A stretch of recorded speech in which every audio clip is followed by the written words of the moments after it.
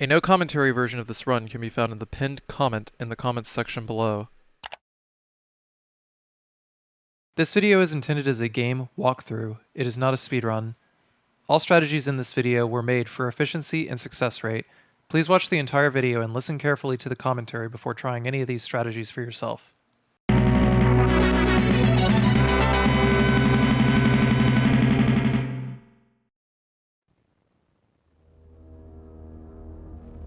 Well, I finally did one. Hello everyone. This is a no save, no damage run of Resident Evil 3 Remake on Inferno difficulty.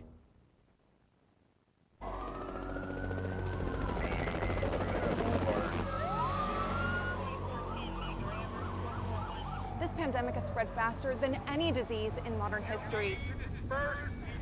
Angry mobs roam the city, burning buildings. Authorities are bracing for more rioting tonight. He was knocked unconscious. He had cerebral. A citywide emergency has been declared. The CDC has quarantined the lower Midwestern region of the U.S.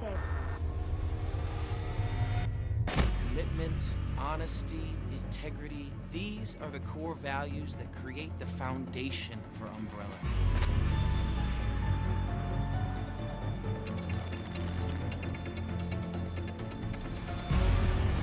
It's this foundation that will continue to build a brighter future for all of us.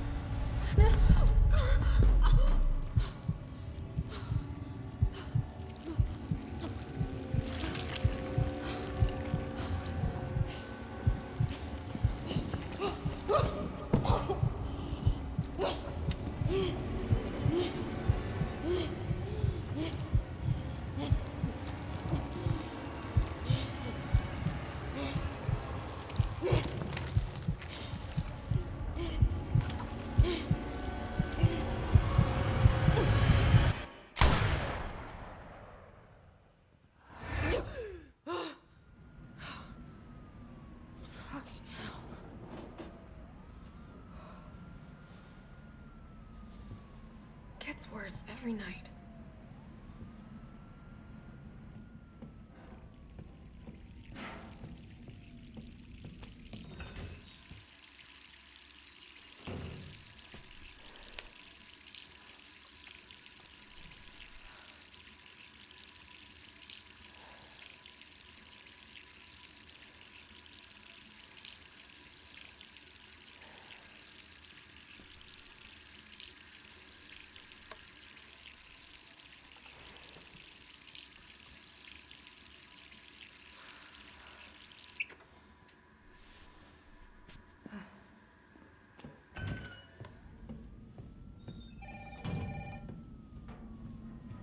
Who could that be?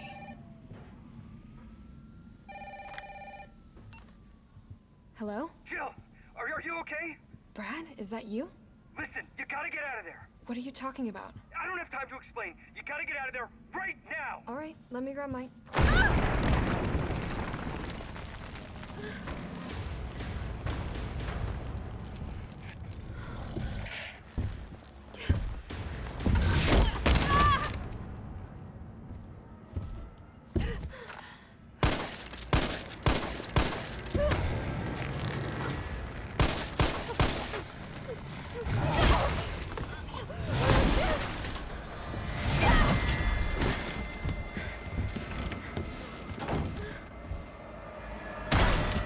What the hell is that thing?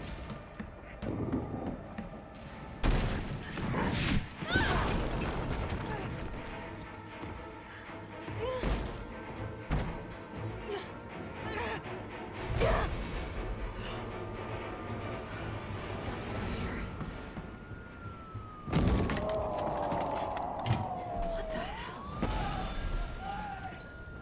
No way.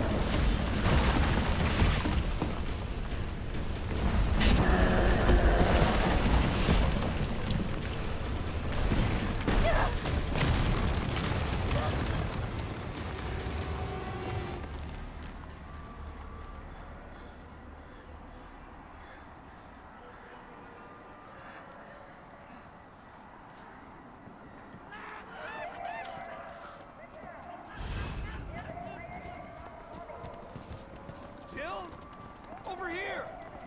Brad, You okay? what was that thing? Damned if I know. But right now it's got a hard-on for the only 2 stars left in town. You and me. I'm not sticking around. Just look around you. The longer we wait, the more screwed we are.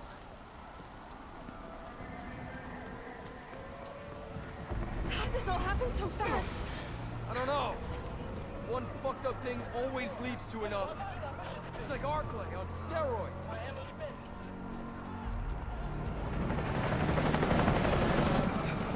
Hey! Hey, wait! Down here! God damn it! We gotta be dreaming. How could this many people be infected? Brad! Here they come! In here! There's so many. You only have a little bit of time to run the gap here.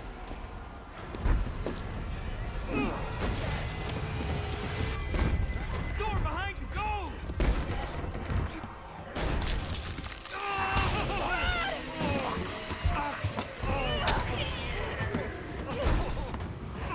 Don't think about it. We're gonna make a run for it. Come on, Jill.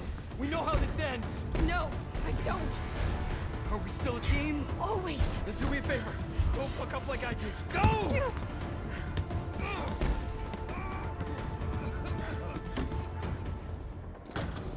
Sorry, Brad. Sorry.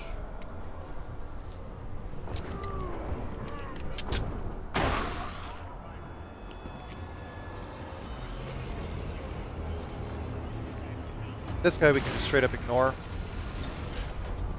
If you start from this pylon over here to the fire hydrant, then you can skip the animation here where Jill just sort of flinches And then over here, this zombie, he's usually moving towards the garbage, and you can take advantage of that to move behind him. Otherwise, if he's facing you, you're forced to use the emergency evade, and you don't want to use the emergency evade against zombies. Sir, are you alright? Stay back! Don't come any closer! Hey, come on. There's a helicopter waiting to take you to safety. What safety? I'm not going out there! The parking garage isn't far. I can No take you. safe place isn't here!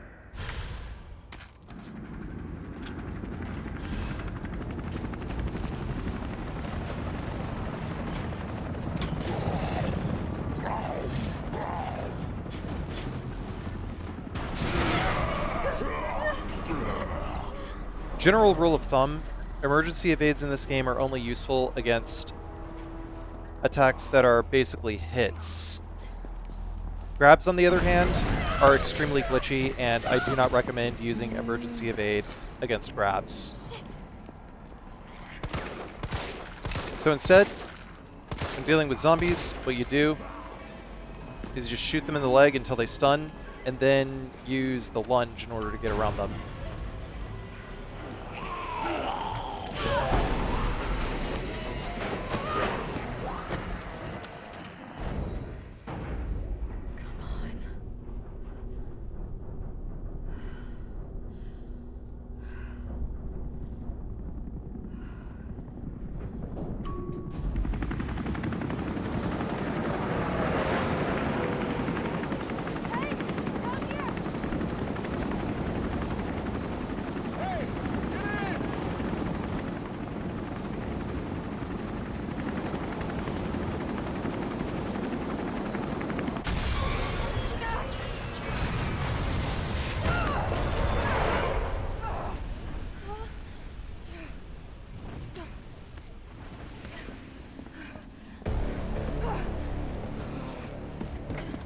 Sorry.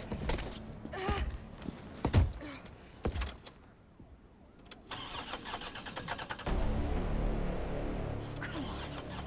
Start, damn it. It's my turn, bitch.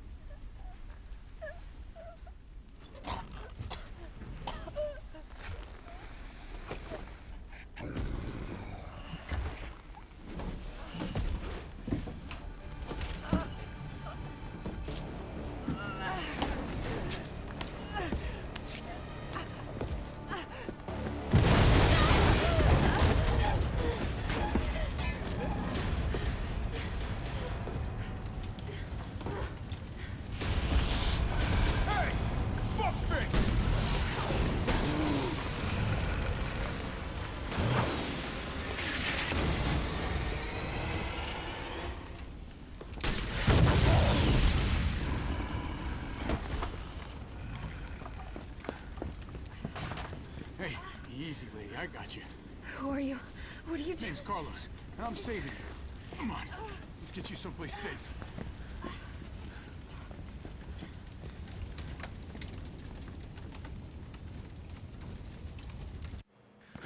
I think we're in the clear. Hope so. We've been bringing survivors here. Here, where? My guys have converted some subway cars into a shelter. It's safe. I'm fine. Personal space. Okay, I get it. Let's go. Oh, come on. Who's the dipshit that closed this? Sorry, we're gonna have to go around. Hey, what do you know about that monster? Nothing. I've never seen anything like it. But it's no zombie. It knows what it wants and won't stop till it gets it. Don't you like that in a man? No thanks. He's all yours. Listen, I promise you're in good hands. I'm with the Umbrella Biohazard Countermeasure Service. U.B.C.S. for short. Are you kidding me? Are you fucking kidding me? You guys are the ones who caused all of this. Whoa, whoa, whoa, whoa. What are you talking about? Look, you don't have to trust me. but I'm going to the shelter. You coming? Come on, it's this way.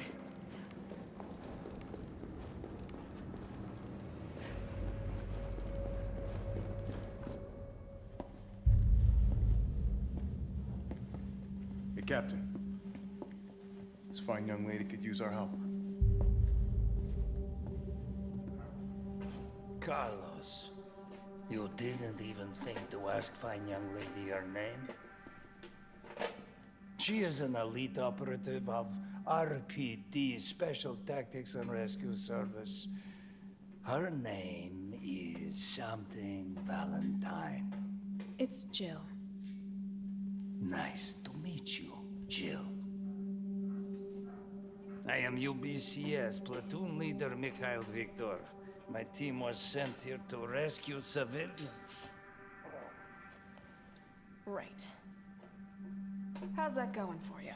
The city is completely cut off, isolated. Most of the 100,000 civilians will wind up dead. Correction, undead. My platoon has suffered serious losses. Just keeping them alive is more than I can manage. Well, you can thank your corporate overlords for that. Yes. Well, we are doing all we can. If we can get this subway train moving, we can evacuate some survivors. But we need help. My men cannot do this alone.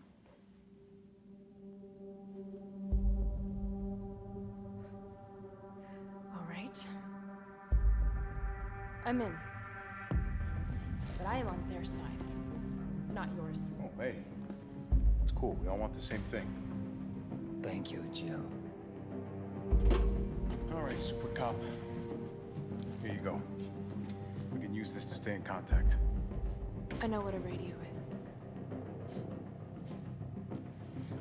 First things first. We need to get you geared up. Head up to street level. You'll find supplies there.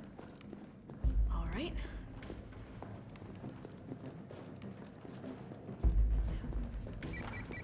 Jill? It's me again. You topside yet? Working on it. So what's the plan? The old tanks got me clearing the tracks.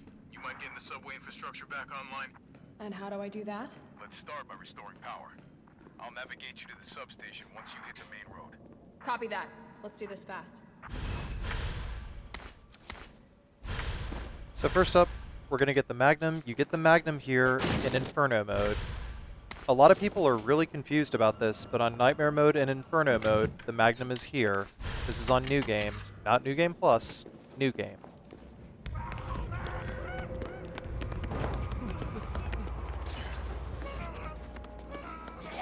More survivors. We've got to get that train moving. So next we're going to take the long way around in order to get around this guy. Then we'll pull the Magnum and grab the flash grenade over here, and then we're going to line up a focus shot, and then blast 4 of them, then move back until we can line up a shot that'll take out the remaining 2. 2 Magnum rounds is all it takes to deal with this mob. Then we're going to go over here and wait for this guy to bust in, and then we're going to focus shot his leg until he gets stunned, and then we are going to lunge past him, grab the handgun bullets, and lunge into the next cutscene. Carlos, I've reached the main avenue. Which way do I go? See a big transmission tower? That's the substation. You'll have to circle around through an alley to your right to get there. You mean the alley that's on fire? Maybe. Surely a tall drink of water like yourself can put out a few flames. Fuck you.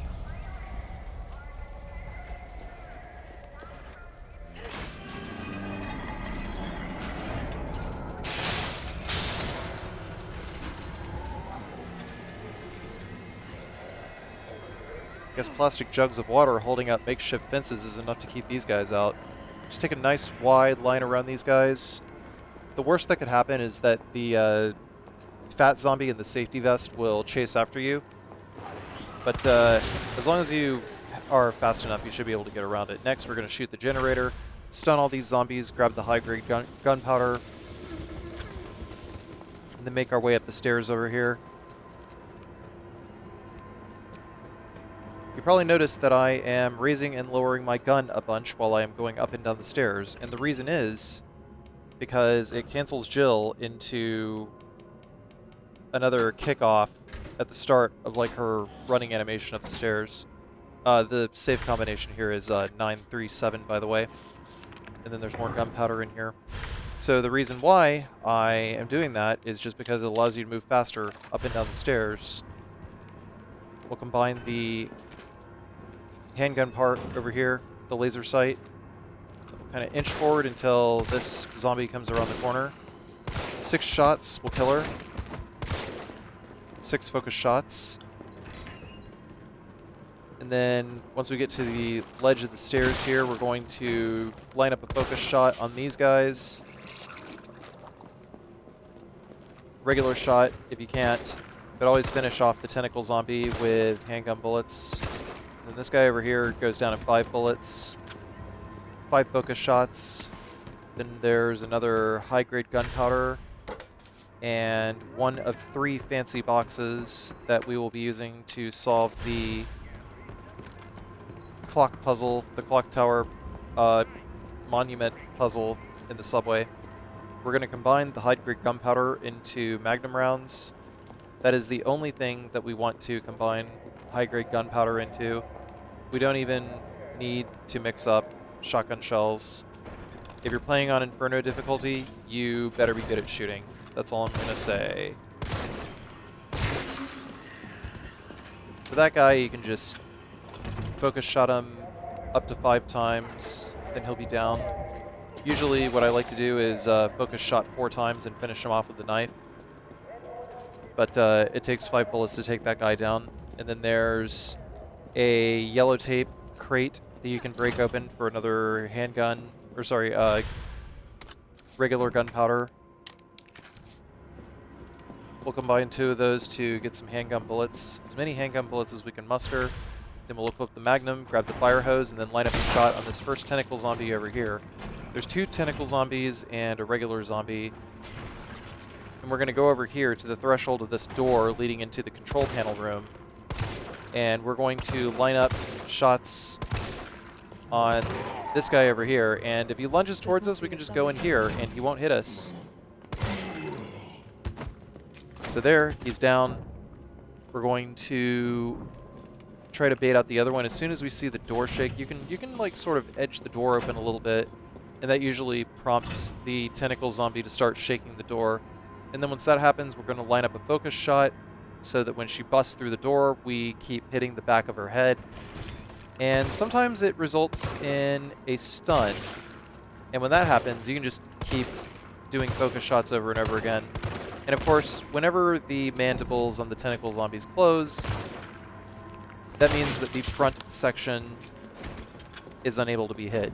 But we're going to finish that one off with handgun bullets. We want to use our magnum bullets in very specific places. Specifically against Nemesis or on select tentacle zombies.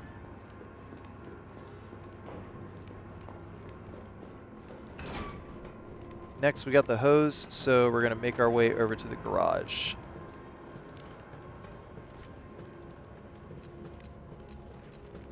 I like using the knife to stair skate, just because I think it might be a little faster. Not entirely sure, but it sure feels faster. If for no other reason, the FOV doesn't zoom in. So 5 shots to take down that zombie over there, and then we're going to stab her in the head a bunch of times until she gets her head up a certain amount. But the safest strat is always going to be go for the headshots. Got to watch out for Mr. Safety over here. I decided to take the risky strat of just lunging past. Do not recommend. Just go back up the ladder if he's that close. Unless you're feeling ballsy.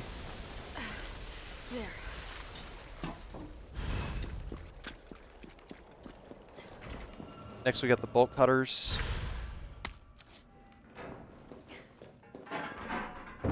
Is someone in here?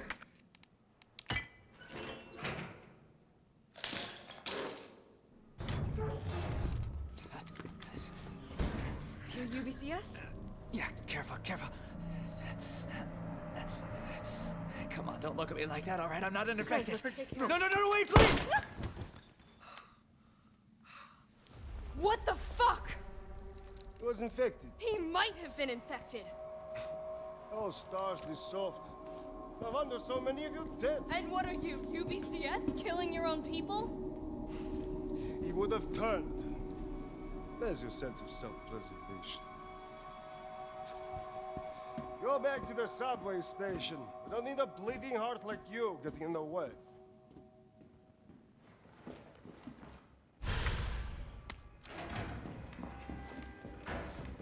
Got our first box of shotgun shells here.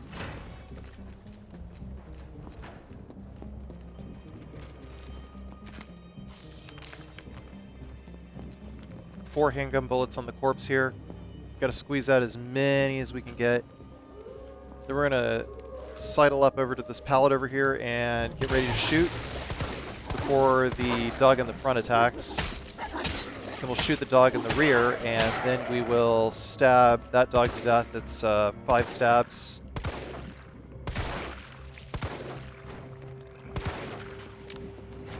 And if you shoot all the tentacle zombies here in the back of the head,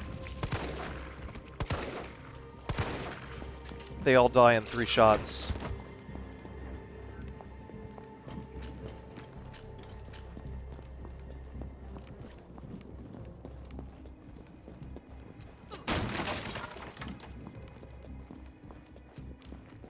If you've been collecting healing items up to this point, then that crate will be gunpowder. We're going to move across the threshold and then back out. That will cause the female zombie to stop. And this guy will always be moving. But the reason we go back across the threshold is to just get the female zombie there to move forward a little bit and be able to shoot these 2 zombies. And the last zombie over there in the corner will also stay in position as long as we remain across that threshold. Basically, we're just taking advantage of some tethers there. We'll put away the 2 boxes of grenades, the fancy box, and the gunpowder. Oh, it smells like... Oh, I don't even want to think about it. Most of this run is, fortunately, correct resource management. 10 handgun ammo usually in that one.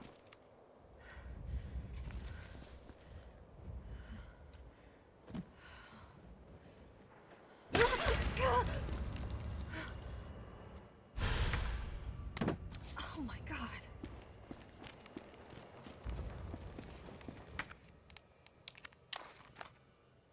We need empty inventory space before we can trigger this cutscene. Otherwise, we'll be dead.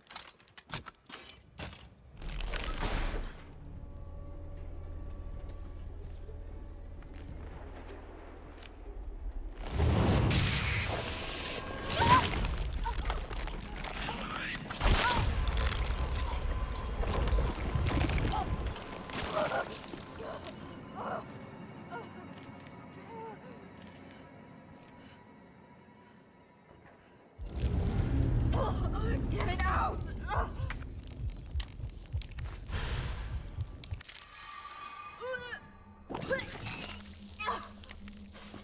Gross. Use the items slowly in your inventory.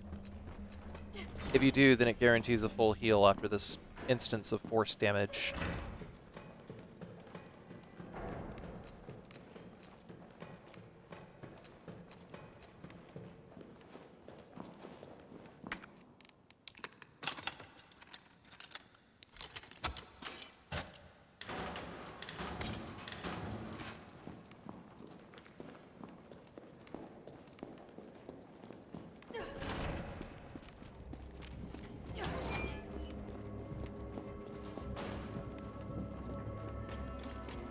So you're probably wondering, Carcy, why did you revisit this run? And the answer is because, well, somebody put up money for a viewer request. Then I started playing it, and then I don't know, I just sort of started slowly improving. And then I realized, hey, wait a minute. I can actually dodge things now. Because the movement in this game is pretty terrible. But with the right setups, you can do some pretty decent things. Just don't use emergency evades against zombies. I think that was part of my roadblock, was that I had the expectation that I had to use emergency evades against zombies, but really I don't. Only use emergency evades against zombies if you are absolutely forced to, as in not using an emergency evade against a particular zombie will result in what I like to call a terminal route error, where you use too many bullets on one zombie and are not able to complete the run as such.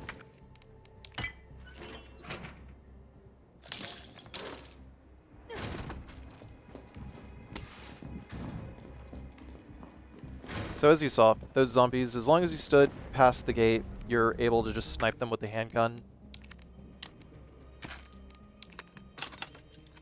Then you can use the bolt cutters and the lockpick to get some high-grade gunpowder and some magnum ammo accordingly.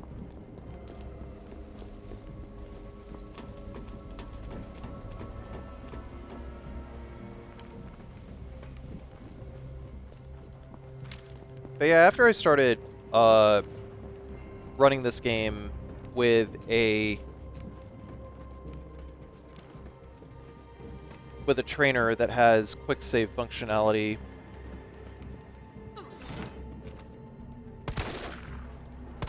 I was basically able to really start tweaking strategies, which wasn't really having a whole lot of luck doing before, but you know, I just got more and more comfortable with the run until I was able to get the vast majority of the game down to around 80% consistency, I guess. I'd say that's probably where I'm at now.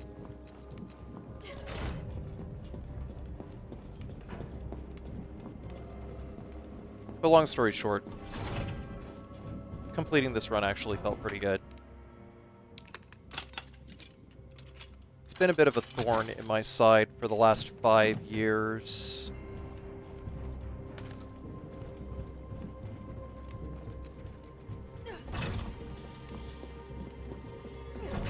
Because all things considered, it is rather tedious.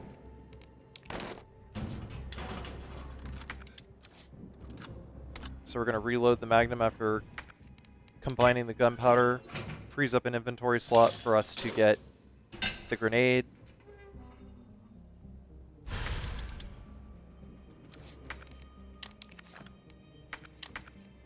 Didn't combine those handgun bullets properly. Now we got the shotgun. Then we'll equip the handgun and go around the corner here. There's going to be a zombie busting in through the door over here. We want to stagger him and then get out the door. Next, we're going to go back into the donut shop. Now that we have the lockpick, we can pick open the locker over here and get a hand grenade. We need these hand grenades against Nemesis.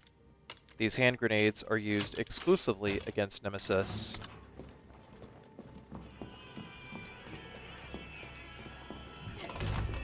If you use them anywhere else, it is a terminal route error. Don't do it.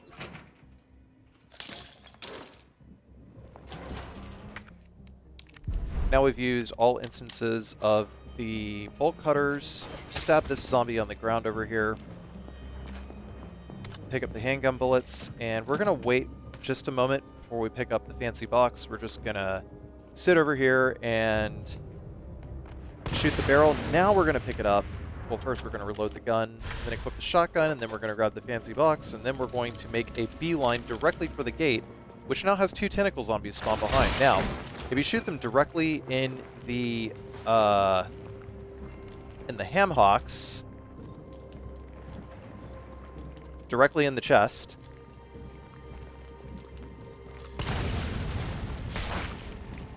You'll score a knockback. You'll score a huge knockback. And what that does is it allows you to charge fast around them and then go to the explosive barrel. Then you blow up the barrel. And if any are still alive, if either are still alive, then you can go up to the top of the staircase and snipe them to death. But if done correctly, you scored the knockdown on both of them, and you run towards the barrel, then they too will home in on the barrel, and then you can blow them up. Speaking of barrels, I was supposed to mention this a while ago. Those two barrels that I just ran past, the one at the top of the scaffold and the one at the bottom of the scaffold, if you shot them, that's a terminal route error and you need to restart. Because we're supposed to use those against Nemesis. Usually takes around 4 handgun shots to stun this guy, but we want to head back to the subway because we need as many shotgun shells as we can get before we go to the substation. I'm going to take the blue jewel and use it. That gives us a hand grenade.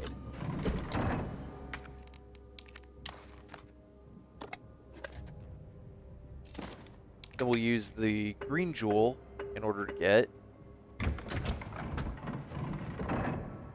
the shotgun stock. The third item is in the substation, so we will not worry about it yet. Just unlock this suitcase over here and get the shotgun shells. You should have a total of 22 shotgun shells at this point.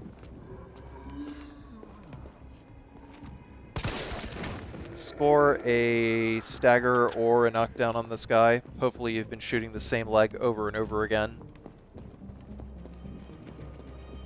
If you have, good for you.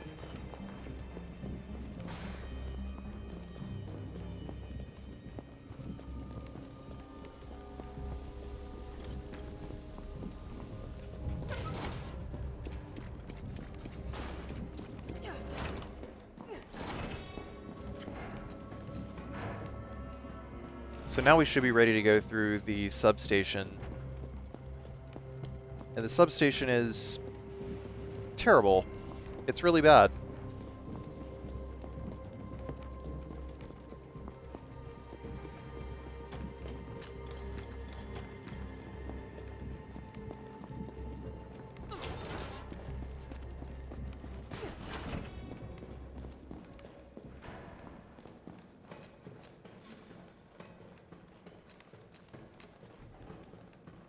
But yeah, like I said, we need as many shotgun shells as we can get for the substation.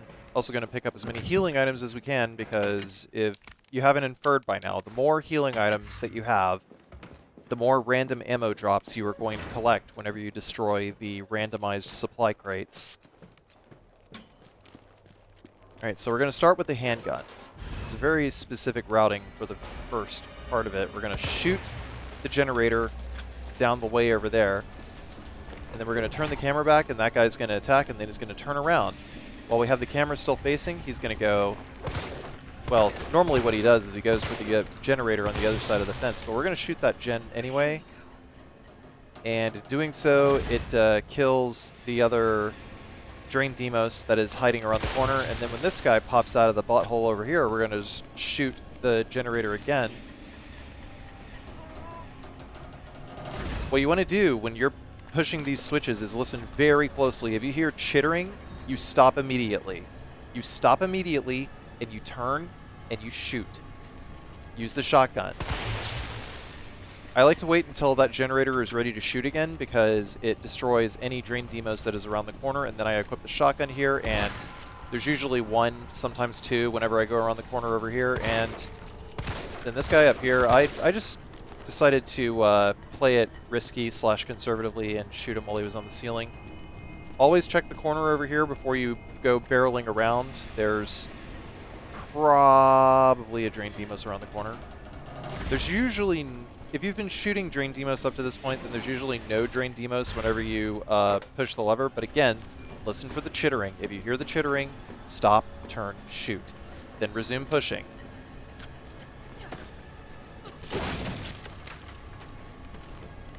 That crate usually has handgun bullets if you've been picking up healing items up to this point. Here, shotgun at this junction.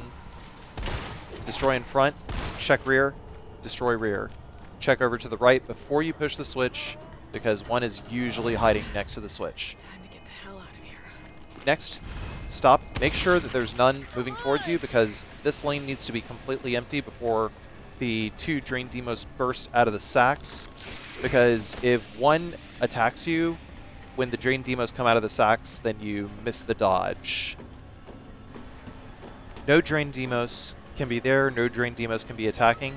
The general rule for AI manipulation in this game is only one enemy can attack at a time. And that is especially true with these guys. Now, I got unlucky here, and I was forced to use an emergency evade. That was a hit, fortunately. Sorry, an attack that is classed as a hit. So I was able to dodge it correctly. If that was a grab, then it probably would have overrode the emergency evade action and just All that leaves is the main power switch. just canceled me into getting grabbed and therefore taking damage. Enjoy that.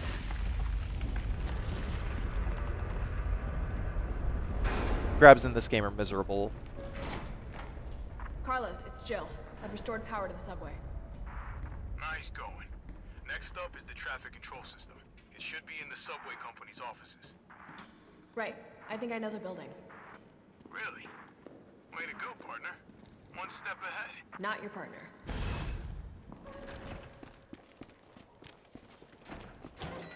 Next up, we're going to equip the Magnum, and we're going to hold aim, and then hold back, and then dodge immediately as soon as you see the hit come out, and then shoot him in the heart twice. Shoot him a second time while he's knocked back, and then for these zombies around the corner, you just shoot him in the chest, and then get the handgun ready. Nemesis is going to charge. We're going to shoot that, stun him, pull the shotgun here, and then blast her in the head. And then we're going to stack up next to this zombie and wait for Nemesis to kill him. And then we can just barrel through the door. Carlos! That thing is still alive! It's after me! What? Run! Come back to the station! Not until I get traffic control online. But yeah, for that Nemesis shot there, your aim needs to be very, very true. If it is not, then you might not score the 2-shot knockdown. Sometimes it takes 3 shots to knock down. But it's okay, because you still do damage to Nemesis even if you score a 3-shot knockdown. It's not so bad. We're going to run back through this gate, and then Nemesis will charge and kill these 2 zombies.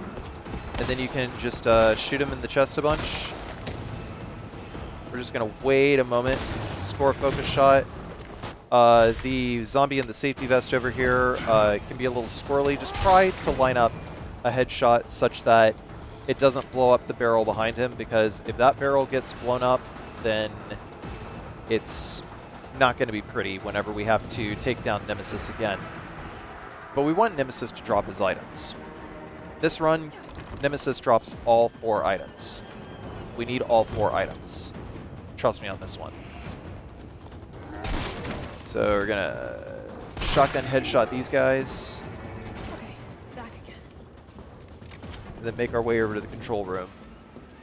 Everything in this section, Carlos, constant I'm in the motion. control room. Now what? Nice. Now you gotta plot out a route. Okay, give me a sec. Alright, where are we headed? The train is stopped at Redstone Street. We need to reach Fox Park Station. Can you program that in? Hey, I'm Super Cop. Consider it done. Valid route confirmed. Carlos, it's me. I finished inputting the subway route. Jill, you are amazing. Tough as nails, too. Hurry back to the station. We'll make sure the subway's ready to depart.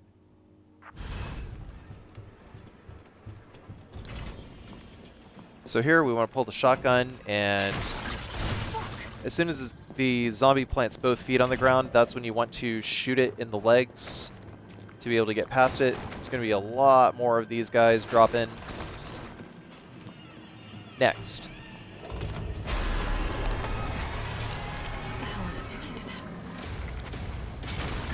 After this cutscene, turn and run back into the donut shop. And then Nemesis will slowly enter the door here. And when that happens, we can shoot the generator, stun the tentacle zombie that is outside, and then we will move up the stairs while keeping the camera panned on Nemesis. This is very important. If you do not keep the camera panned on Nemesis, then Nemesis will jump in front of you. He will cut you off. So then we shoot the barrel, and then shoot him in the chest.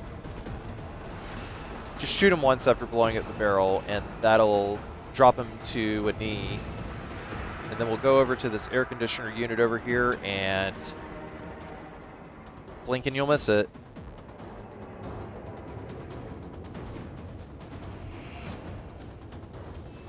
And move now. We're going to get in front of the barrel over here. We're going to stand on top of that white piece of cloth, and then hold left, dodge. That perfectly lures Nemesis over to a point where you can blow up the barrel and get the second item. We're going to combine both of these items onto the handgun. The reason why you need the moderator is because the moderator has a higher rate of stun, and we need that specifically for this encounter coming up. You should have around 4 shotgun shells left. And that's fine. There's going to be 3 zombies falling over here. After the 3rd zombie, blow this guy's legs off, and then pull out the handgun, shoot these guys in the chest. If they take stun, then it takes them about 5 seconds to recover, and that is enough time for us to get through the shutter and close it.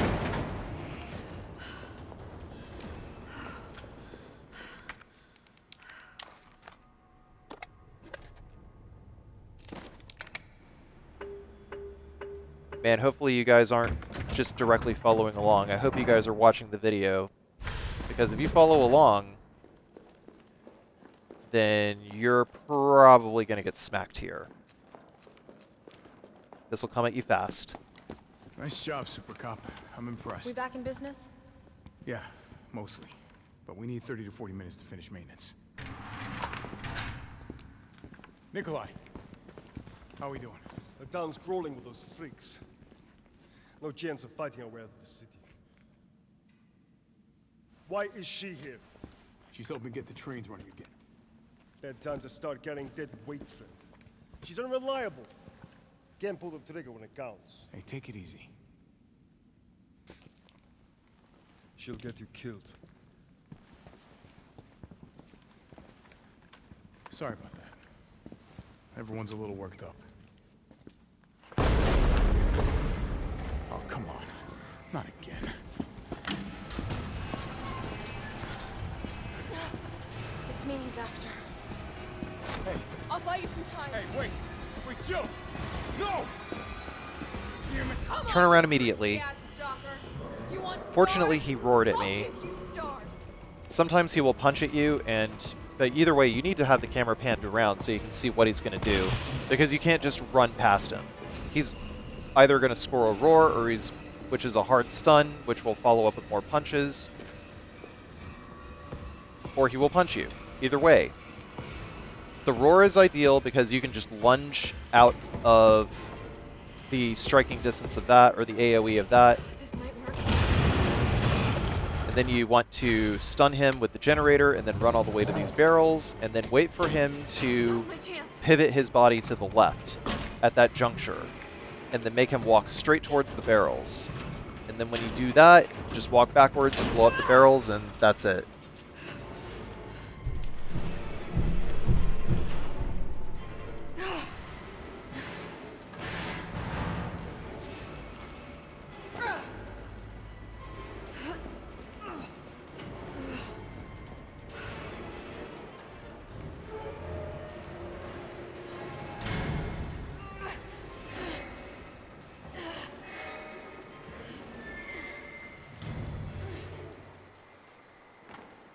Carlos, do you copy? Carlos! Oh, shit. Oh, I need to find another way out. Handgun bullets and shotgun shells in the locker. A red herb there for us. Oh yeah, if you used the jewel to get the side pack, which I just completely neglected to mention in the commentary, I hope you did. Then you should have 12 items up to this point. Or 12 item slots, I should say. I'm definitely burning this first. Don't forget the hand grenade over here on the right. Okay, so here's my dodge method for this. As soon as we see him sliding out, we're going to raise the knife, and the idea is to just stop until Jill is done being stunned, and while the knife is still raised, we're going to hold backwards, and then he's going to do his intimidation, like his intimidation animation. I'll show you again in a minute. Just put away everything except for the shotgun shells, the shotgun, the lockpick, the knife, and the Nemesis drop there. We're going to map that to 1. Then combine the shotgun shells. Every enemy here has a specific setup. So on the way out here, we're just going to touch his nose just about and then turn around immediately. And then we're going to use the knife to turn Jill around immediately so that we can move to the right-hand side. When dodging around the Hunter Gammas, make sure it's always at the right-hand side. Otherwise, you'll get hit by their stupid tailspin attack, and that will kill you instantly. These guys take about 3-4 shotgun shells to kill whenever they drop down. Pop up a flame round, raise the knife while we're stunned, hold back, intimidation, release. So, like, it'll do, like, a thing where it, like, just pulls its head back and then throws its mandibles out again. When you see the, like the first bit where it has its mandibles out the first time is just intimidation. After that, it'll pull its head back and then launch its tentacles at you again. When it launches its tentacles at you again, that's an instant death grab. Basically, the idea is to bait out the instant death grab and then run around to the right. It's very, very tricky. I might actually end up having to make a specific tutorial for it. But the general rule is whenever they're sliding out of pipes, that's when you want to freeze in place and raise the knife. And then as soon as they start moving, that's when you hold S. And then when you see them pull their head back, that's when you let go of the weapon raise button. And then that'll make Jill run directly backwards like this. Okay, so raising, and then intimidation, and release weapon, go. And then move to the right. But I like to flick the knife up again really quick after I make the dodge. That way it forces Jill to turn towards the enemy, as opposed to leaving you at the mercy of the game's otherwise shitty movement, like I did there for that dodge right there. Like, you generally want to try to force Jill to turn manually by raising your weapon again, because then you have agency over what direction she turns when she turns. You're probably not going to see these in real time, so yeah, I think I will make a tutorial for this. Anyway, so this guy pops out of the trash over here. We're gonna open the lock. We'll take the battery pack back, and then we'll move slowly towards the gate, and then as soon as he throws his head back, we're gonna throws his head in here, we're just gonna like wait for him to exit, and then when that happens, we're just gonna go directly to the right over here. If you do this, and then you run directly towards this battery panel over here, then you have plenty of time to put the battery in and go inside, and just grab the items. If you do it this way, then he actually will not throw his head through the door here. I was just stopping just to double check because this was like, I don't know, the second or third time that I'd gotten this far after learning this trick, so I just wanted to make absolutely sure that it worked. And I would say that it does, as long as you move right after grabbing that battery when he throws his head through the door. Then he won't put his head through the second door, allowing you to just go straight out. But, of course, you have to lure him out of the trash in order to be able to make your way over to the door over here. At this point, you should have picked up 2 regular gunpowders and more magnum rounds. More high-grade gunpowders. Carlos, can you hear me now? Jill. Oh, thank God. Everything okay? Yeah, I'm alive. I lost him. Great. The subway's ready to go. We'll leave as soon as you make it back. Make sure that the shotgun is completely reloaded here.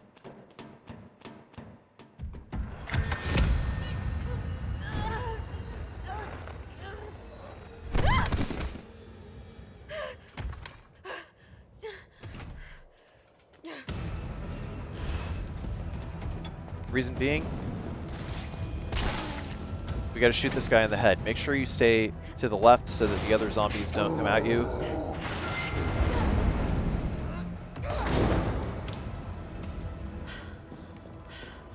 I can use weapons?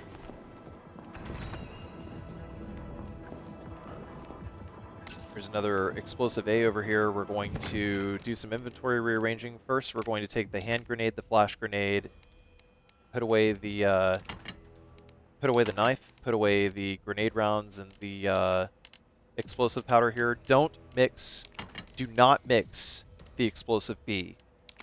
We want acid rounds later. Do not make flame rounds. If you do, that's a terminal route error. We want the magnum, we want the handgun.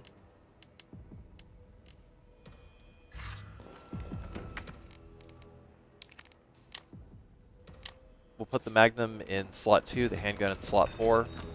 Reload the magnum. We should have 2 empty slots now. Actually, I guess I decided to put the magnum in slot 4. Whatever. So, shotgun here again. We're going to blow this guy's head off. I gotta get out. Quick.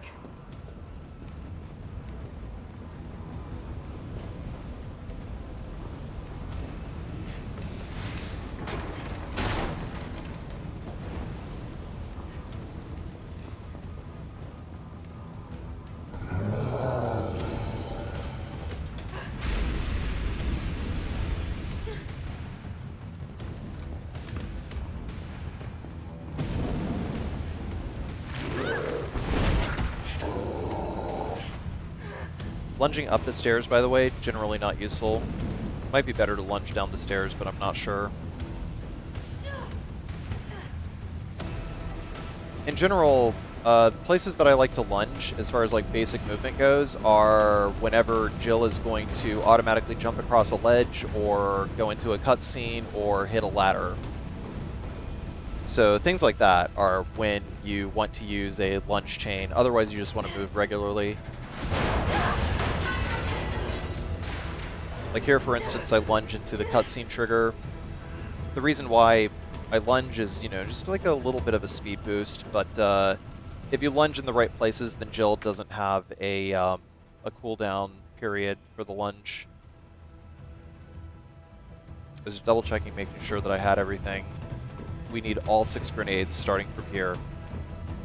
And we're going to equip the handgun.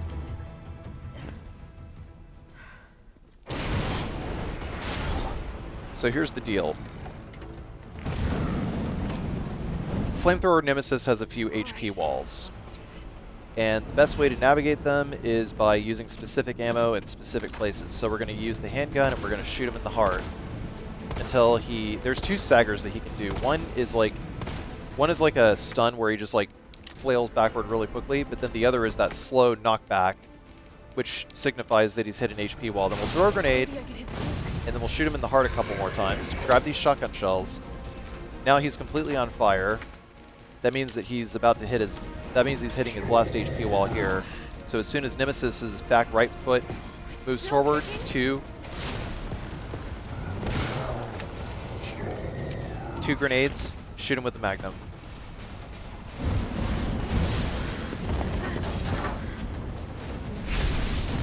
soon as his right foot moves forward, that's when you want to throw those 2 grenades.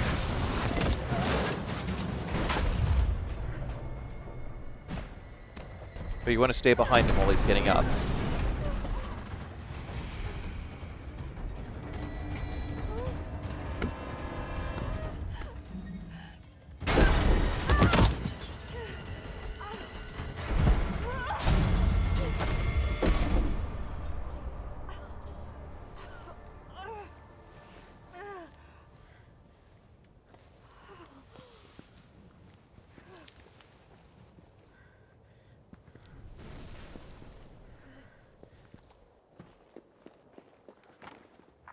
Carlos, it's Jill. Do you read me?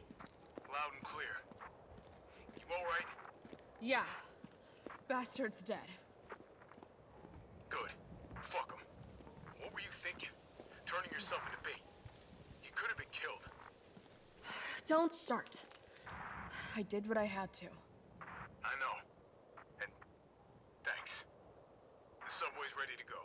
Hurry back.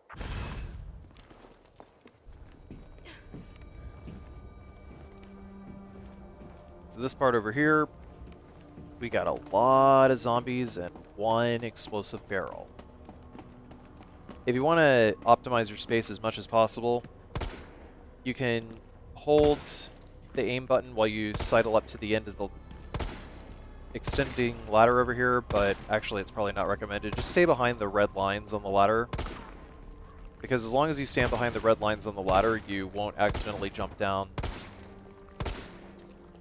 Just believe me when I say that jumping down here is a bad idea.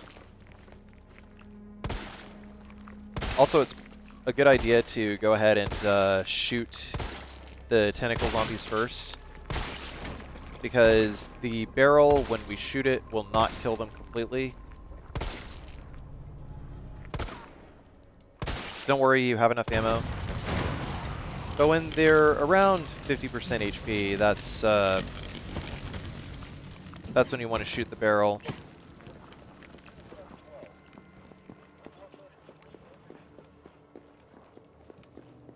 But of course, past Carsey's dumbass didn't check to see if the tentacle zombie was still alive.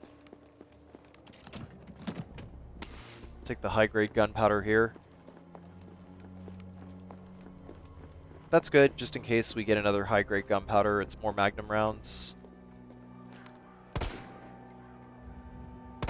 But of course, this guy, you know, he's doing a certain maneuver that I like to call figure eighting, where the zombie takes a very, very wide, like very, very wide turns. And in the case of these tentacle zombies over here, it is exceptionally annoying. Especially when they do it really, really quickly. So from here, I just decided to give up and just go directly to the gun shop. Which is fine, because when we go to the gun shop, he will return to a tether somewhere else that is going to be far away from the gate that we need to go to. Still kind of embarrassing. Oh, shit, Jill. Kendo, you're all right. Yeah, all right's a stretch. Sorry, I got a little jumpy there. Didn't know quite what to expect. No shit. Look, we're using the subway to get people out of town. You in? Subway. Well, that's good thinking. When we get out, there's gonna be a lot to do. We could use a man of your skill set. What's wrong? Nothing. Just bad timing is all. Well. Look, don't worry about me. I'm gonna make other arrangements, okay? You better. You're the best gunsmith around. Oh, no. Don't do anything stupid. Oh, that's your job, right? Take care, Jill.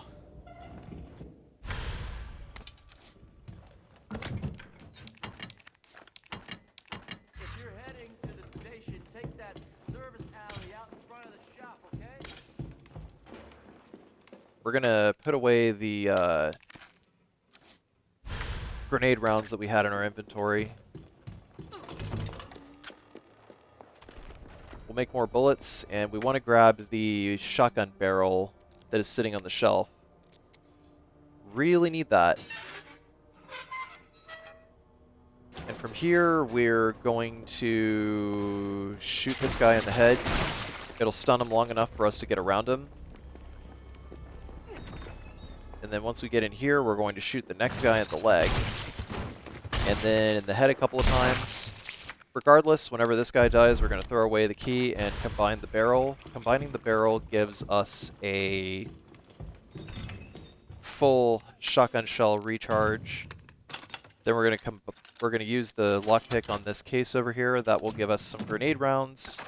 And then we're going to pull the grenade launcher and switch over to explosive rounds. We want explosive rounds here, and then we're going to take the flash grenade and equip it. Now listen very carefully.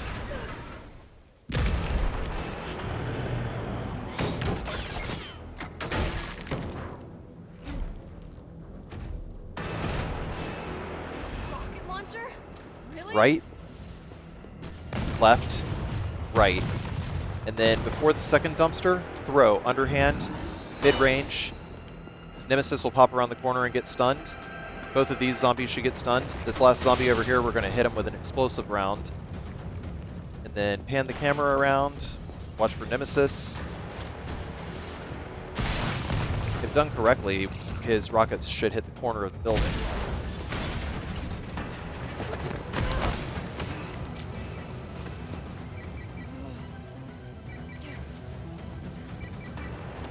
Jill, you okay? Carlos, that monster's on my ass again. Are you shitting me? I thought you killed it. Me too. Over here. Dodge. Dodge. Dodge. And on the third one, we can just keep spamming dodge.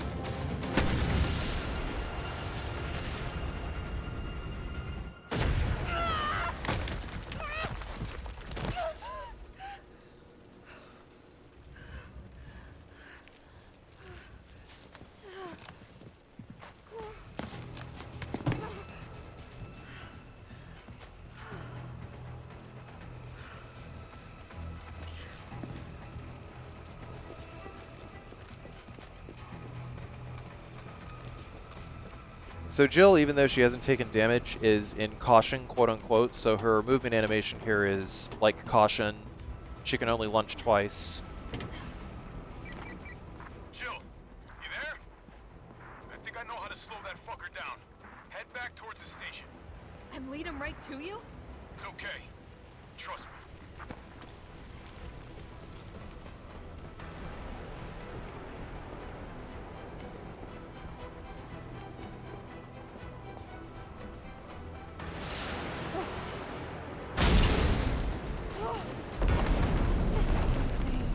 Turn around and stair skate down the stairs. Don't lunge.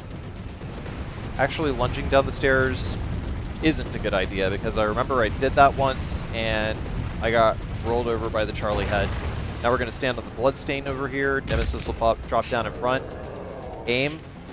Hold left dodge. Then shoot the generator and we'll toss 3 hand grenades. 1, 2, 3. Equip the magnum. Focus shot on the heart.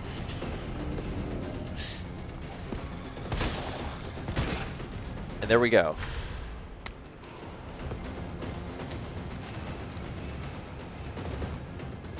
That's all Nemesis uptown, downtown encounters. We got all his items.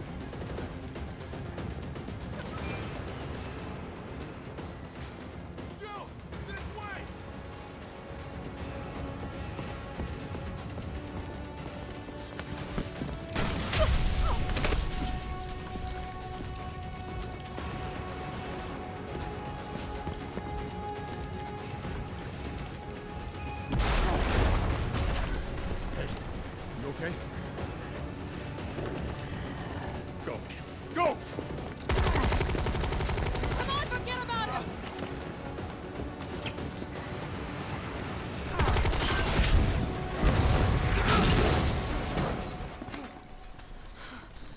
Come on. Let's get out of here.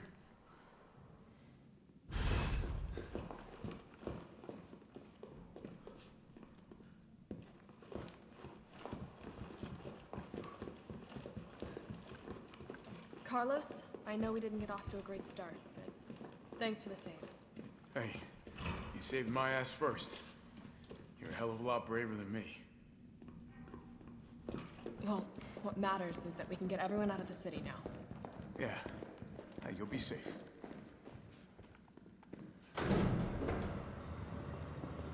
What about you? Now, from the sound of it, I won't be catching the train. Why not? No, there'll be new orders.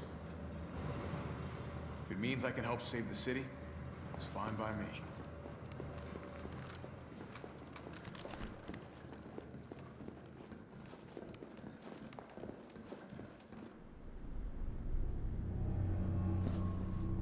Good work. Your reputation is well deserved. Get inside. The subway's about to leave. Carlos, Tyrell, you have your orders. You need to go back out into the city and find Nathaniel Bard. This isn't the last ride out of town, right? Do not worry. Once the civilians are safe, the train will be back. It's all right. You're going ahead. I'm not gonna die on you, leave you in a cold, cruel, Carlosless world. Okay. You'll need to find this scientist. His vaccine research could save us all. You see? You're learning. The only life that matters is your own. Good luck. Let's go.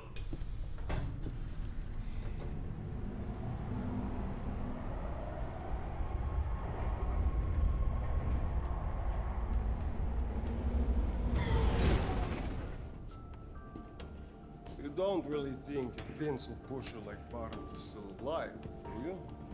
I have it on good authority. Why? Are you worried about teammates? Or something else? Funny how brainless zombies can ambush a platoon like that. Funny the gate was locked. Don't you think?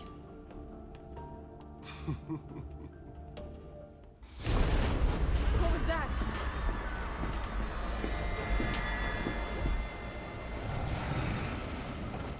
How is this fucker not dead yet? No, they're gone. Come, this way. Nikolai, what are you doing? It's not after you. Nikolai!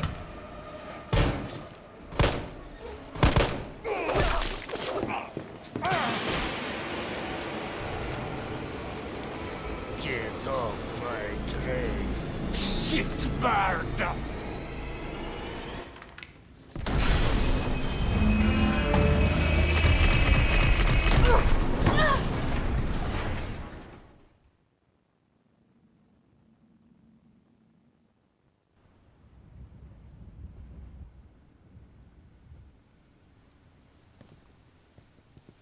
Oh, it's been a while.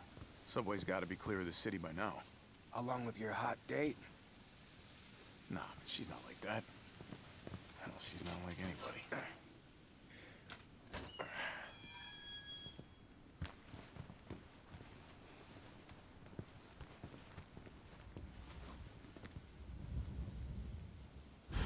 All right. Keep your head screwed on, Romeo. This is the police station. You sure? It looks like a cemetery to me.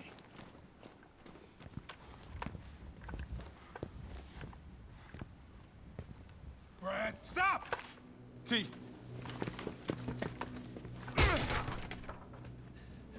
Come on, man. Not you too. Sorry. Sorry.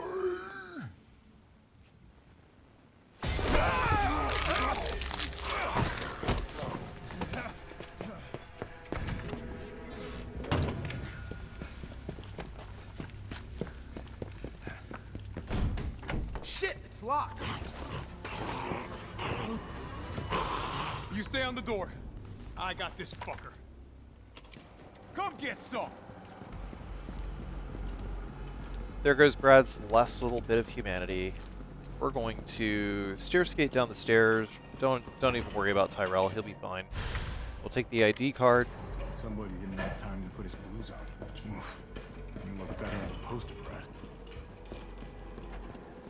Now we're going to make our way back up and pull the assault rifle and hit him in the legs until stunned, and then we will go directly inside. Killing him out here does not matter. Where'd that cop go? Don't know, don't care. We got a job to do. If our intel's still worth a damn, then Bard's in the STARS office. Let's find him and take him into custody. Custody? I thought this was a rescue. Carlos, take a look at this. I've located the STARS office. Remember, Bard had access to Umbrella's darkest secrets. He knows we'll try to keep him under our thumbs. So this search and rescue mission is really more like find and detain. Right. Good to know. I'll open the shutter so you can get through.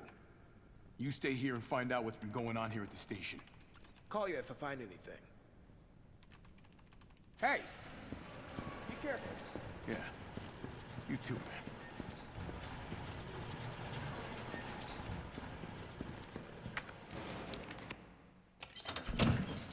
And with the STARS card, we get a scope for the assault rifle.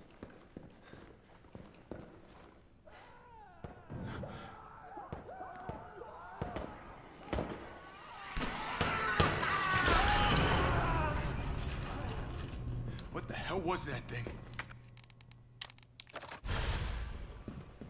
Combine it with the assault rifle as soon as possible, because it will give you 100% accuracy. Here we go. Additionally, you can use focus shots. Tackle this guy, hit him twice, and then aim afterwards. That'll cancel the tail end of the tackle animation, allowing you to get around him. T, you copy? There's something real nasty in here. I don't know what it is. Something nasty. All right. I'll take a look with the cameras. Watch your six.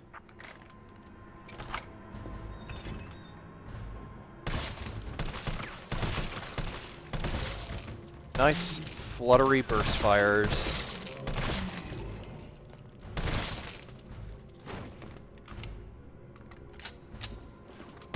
Take her on last because she is otherwise completely oblivious. And while these guys are on the ground, you want to use the handgun. The handgun actually does more damage per shot, especially if you're shooting from further away.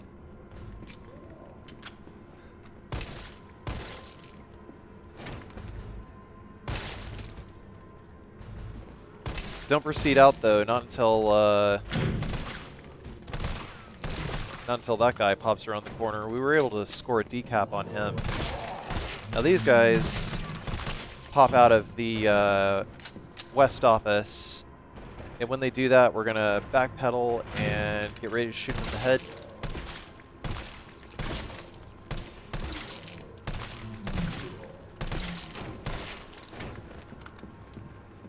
We'll reload and then pull the knife. Do a quick stun check.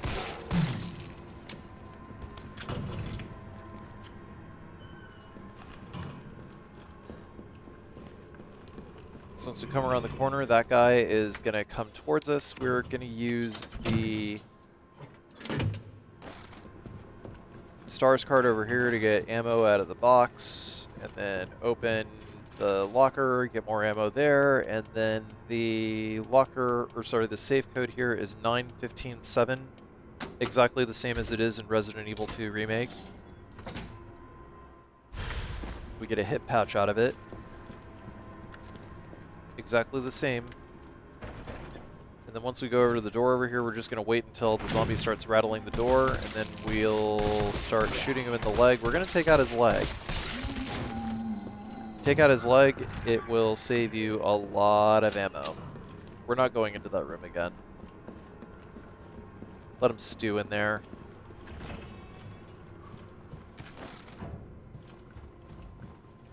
Well, if cameras killed those things, I'd be set. Ammo on the desk. A red herb and more ammo in the lockers over here.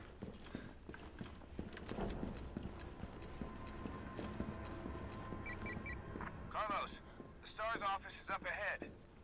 Copy that. We're going to use the handgun here. We'll start with a focus shot. Boom, boom, boom, boom, boom, boom.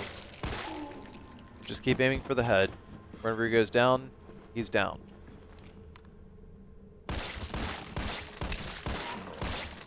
Same with this guy.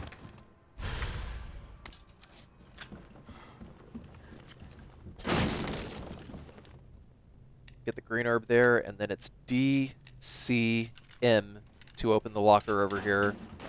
Then take the assault rifle ammo.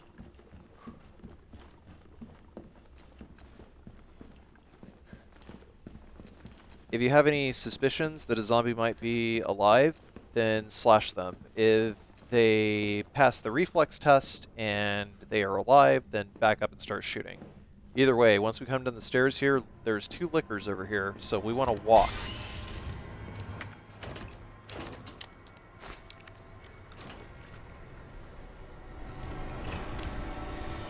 Once we go in here, 109, 106, 104.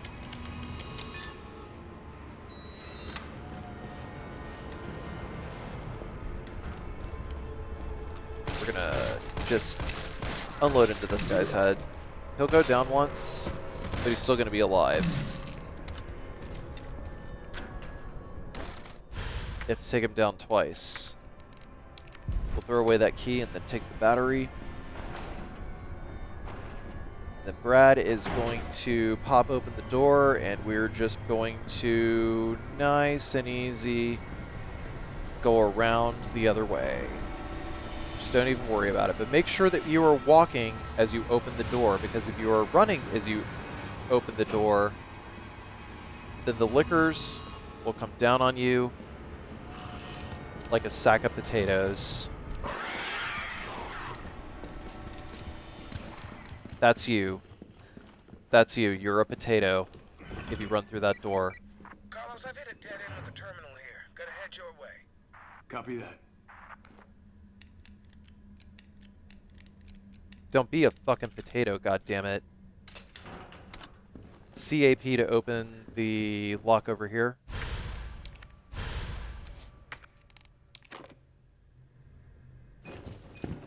Gotta move.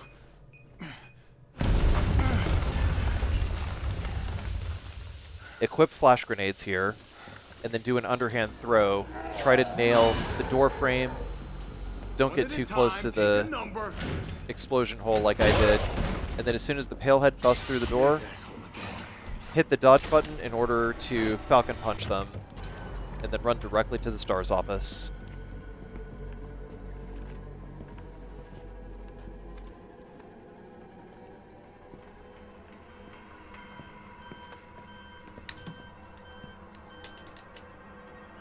Dr. Bard.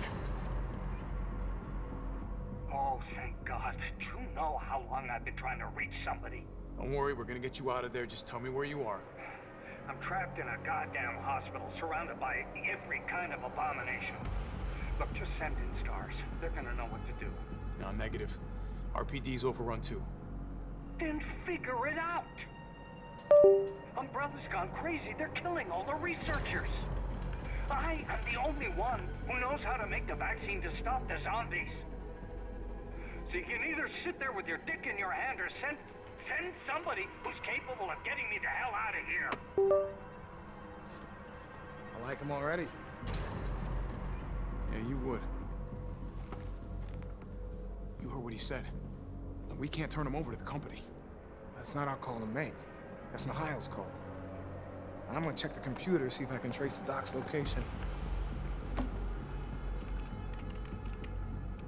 Sorry about that. Look around, see if you can find anything useful. The disconnect, reconnect noises were me unplugging and plugging my mouse back in. There's a flashbang in here. We need that for the hospital. You can also pick up this red herb here and exit. Yeah, what's up? Derailed. Was anyone hurt? Jill? Ah, shit. Wait, what? Jill! Jill, what happened? Jill, come in! T, I gotta go. Do what you gotta. I'll take care of Bard.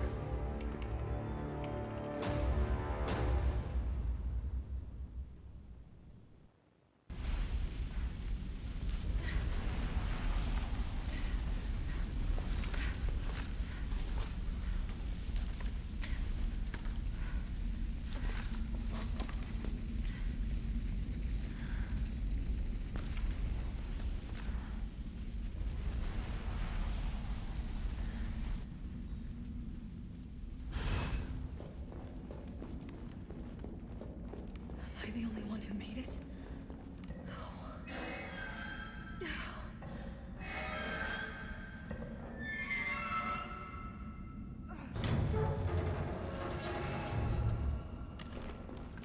Right.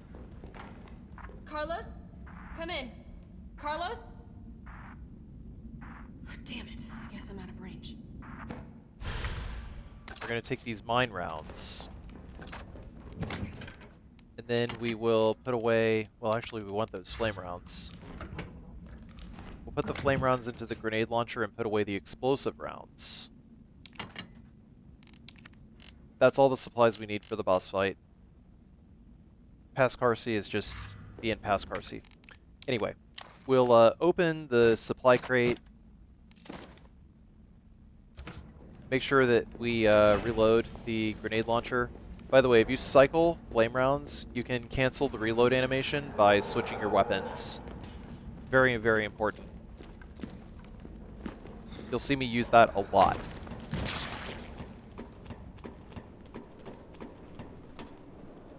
Walker's still alive. I can't stay here.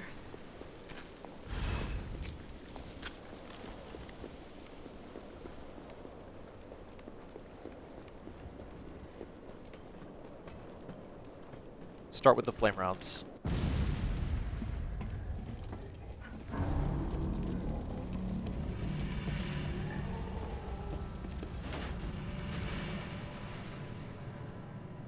Bitch can't even swim. Carlos, respond. Yeah, what's up? We didn't make it. The train derailed. Derailed? Was anyone hurt? No, everybody's dead. Mikhail, everybody. Shit. Nikolai left us to die. Wait, what? What the fuck? It's back! Jill! Jill, what happened? Jill, come in!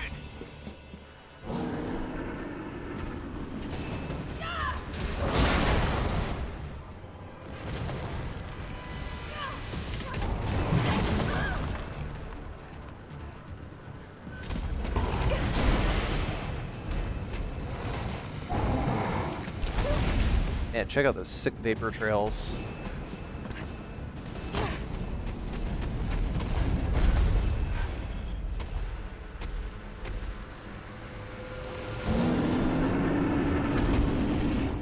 If Nemesis is not on fire, a flame round will result in a hard stun as well as aggravated fire damage. After the first flame round and, like, I don't know, 5 shotgun shells, get ready to dodge. Always be ready to dodge.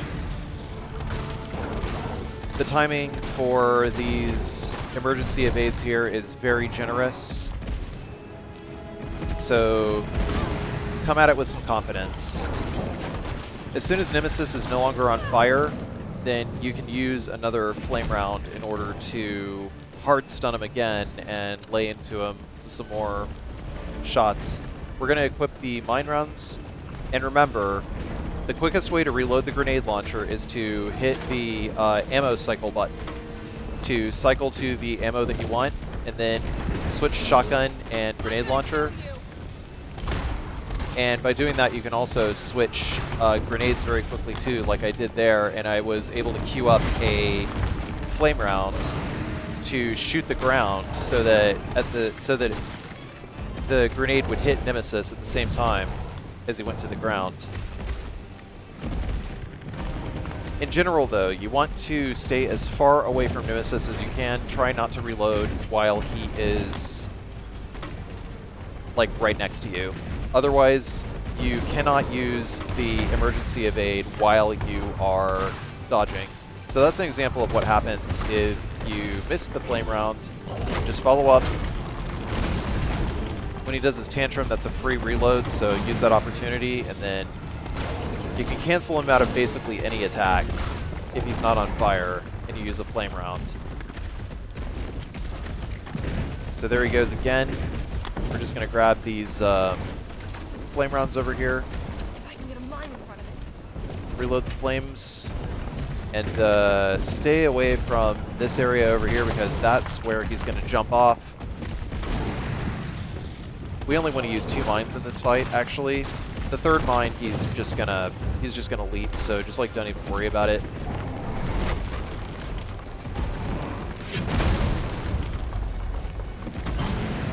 If you are about to get hit, then swap weapons to cancel your reload and dodge.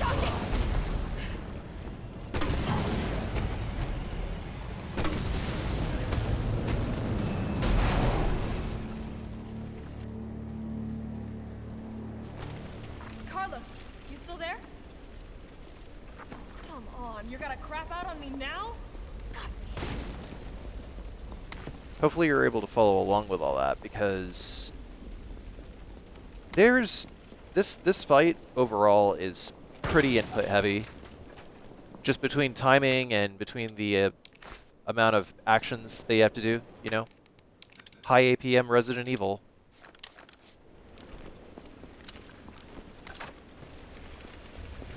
We're gonna grab the rest of these mine rounds here and proceed.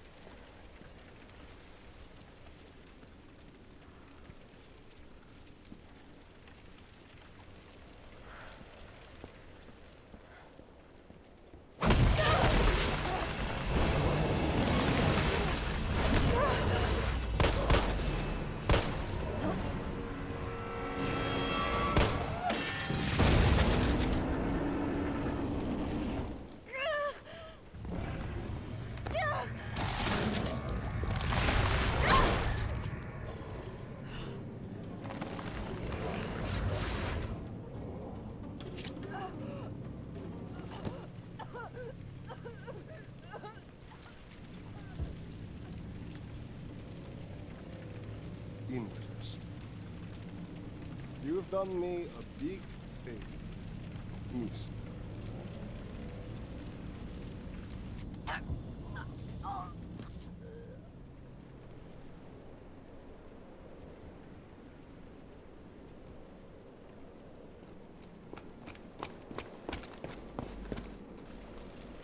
Jill!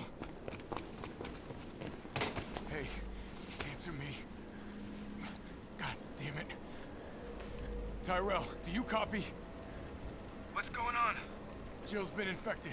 I'm taking her to the hospital. Maybe Dr. Bard can save her. All right, I'll meet you there.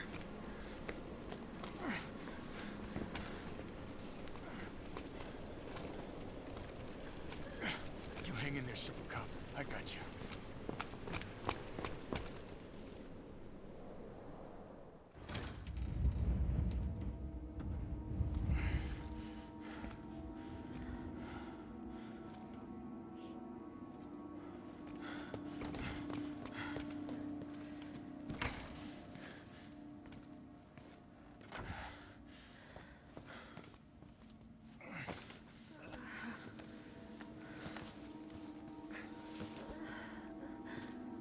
Fight it, Jill.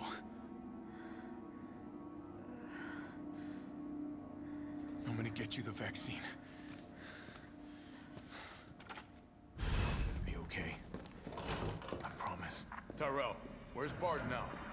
Gotta be the lab in the back. Stay frosty, I'm on my way. Copy. I'll go on ahead. Got assault rifle ammo here right off the bat, and move slowly while going through these double doors or you'll get liquored. I don't got time for this!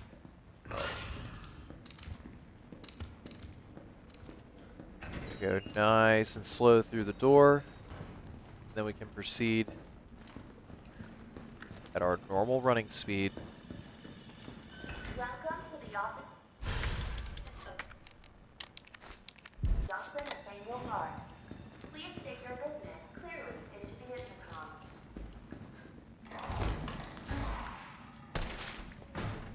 further away over here, we're just gonna use the assault rifle.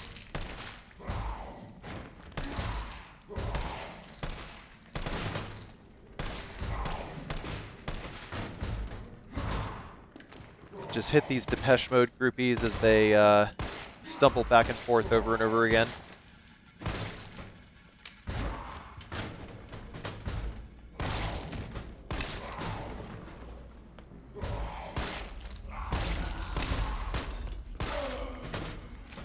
I'm just kidding. I listen to Depeche Mode at least once a week.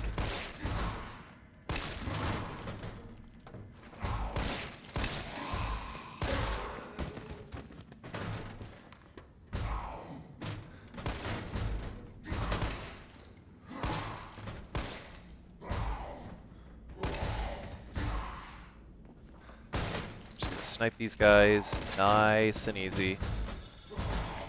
Conserve your ammo. Here's our last guy, and it seems he's down.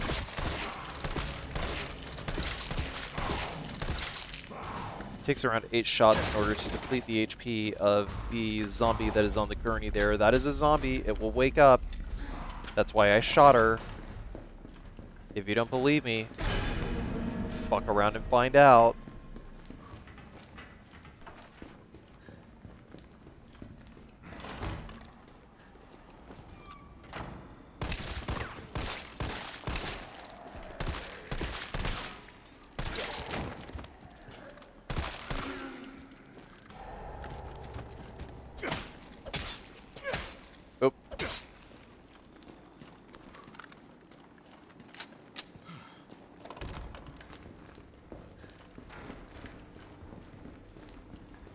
He seemed to be getting up, but I wasn't sure. Next, we're going to take this assault rifle ammo and jump out the window. Then we'll take the tactical grip over here. The tactical grip makes it so that the assault rifle jumps up a lot less. So it is now completely 100% accurate. Where the laser sight made it so that your shots will land on the target every single time. The tactical grip makes it so that literally wherever you aim, you know, you just spray and win. As soon as we get the key and we come back up here, we're going to deal with the first hunter. Just stay over the threshold and that will make the hunter come towards you, and when he gets about halfway down the hallway, that's when you want to turn and run. Always be aiming towards the head. And just burst fire the head as much as you can. Eventually the carapace will fall off.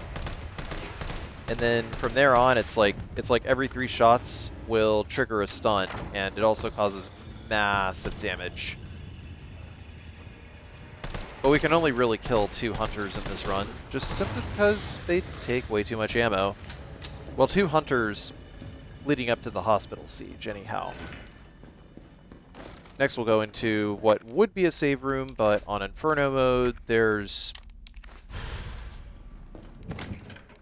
no typewriter. We're going to put away all these healing items. Ammo will still spawn, don't worry. Reload here, and then we'll use the rest of the handgun bullets on this guy over here.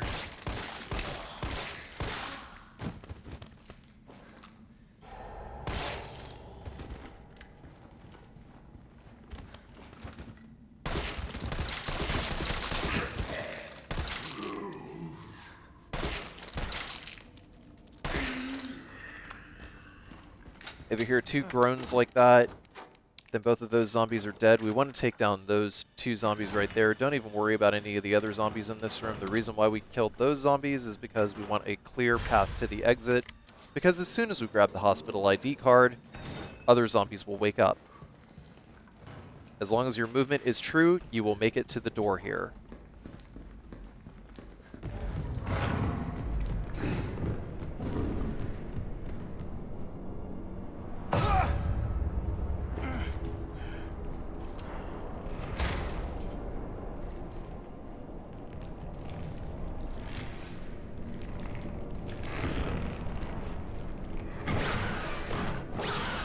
Looking up here will kind of trick out the hunters,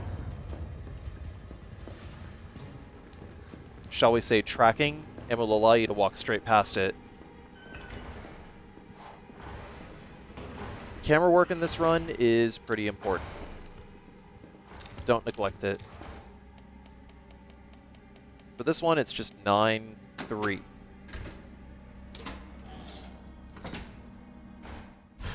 Now we got the dual magazine. We will use the dual magazine as soon as we are out of ammo in the assault rifle, because that is additional bullets. We're just going to go nice and slow so that the liquor over here will come around the corner. As soon as he goes about halfway towards us, because he can turn towards us if we move too quickly and he'll cut us off. We don't want that. Just be nice and slow and deliberate about it. And as soon as we get over to this key card reader over here, zombies will bust through the door, but don't worry, we're out. As soon as we get to this end of the window over here, our first palehead will show up. Fortunately, the knockback animation on the paleheads is, you know, it's pretty minimal, so that makes it easy to focus your fire directly on their head with the assault rifle. So this is actually probably one of the hardest parts of the game right here, is getting into the sick room over here, or the ICU over here, in order to be able to get the tape. So we want to peep the door open just a little bit so that this hunter pops out. We're just going to shoot him in the head as much as we can, and as soon as he comes towards us, run out this door. Eventually he will start running back towards the previous door he'll try to go through. But I'm playing on PC, so my frame rate is pretty high, so it does mess up his AI just a little bit. Normally when you play on console, I have been practicing this game on console a little bit. If you go through, like on console, he will actually go back into the sick room, and you'll have to lure him back out. But on PC with a high enough frame rate, I mean, you can just like keep luring him over here and just try to nail headshots. That's really about all you can do against that guy. So once that's done, I always recommend killing this first hunter, because that makes what I'm about to do a lot easier. So toss the flashbang now, and the hunter will swipe left, left, right, right. Left, left, right, right. And as soon as he starts swiping right, right, we're going to toss again, and then we'll wait, because left, left. And then now we can grab those assault rifle bullets and exit. You can do that dodge with both hunters in there, but I severely do not recommend it.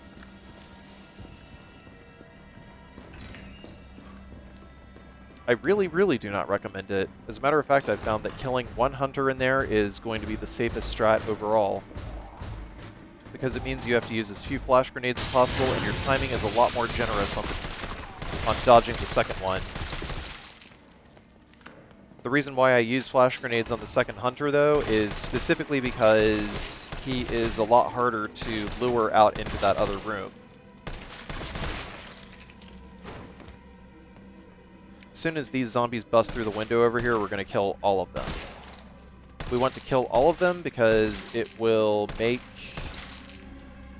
coming back through here later when we take control of Jill again, it'll make it a lot easier, because we want to come back through here with Jill in order to collect as many supplies as we can.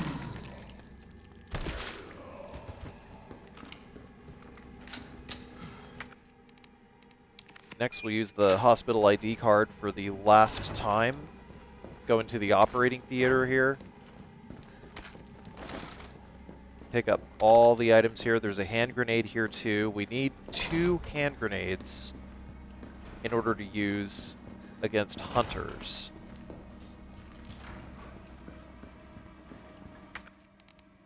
You'll notice that we hadn't used either of the hand grenades yet. All I wanted to know was what the documents were doing in your office in the first place. Who do you think you're talking to? I'm goddamn Nathaniel Bard. I'm the best bio. There's more assault rifle ammo here.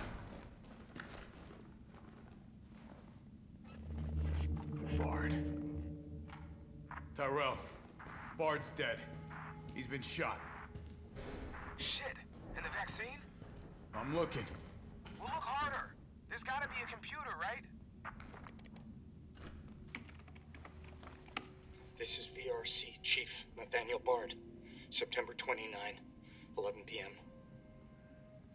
I am acutely aware that my time's running out.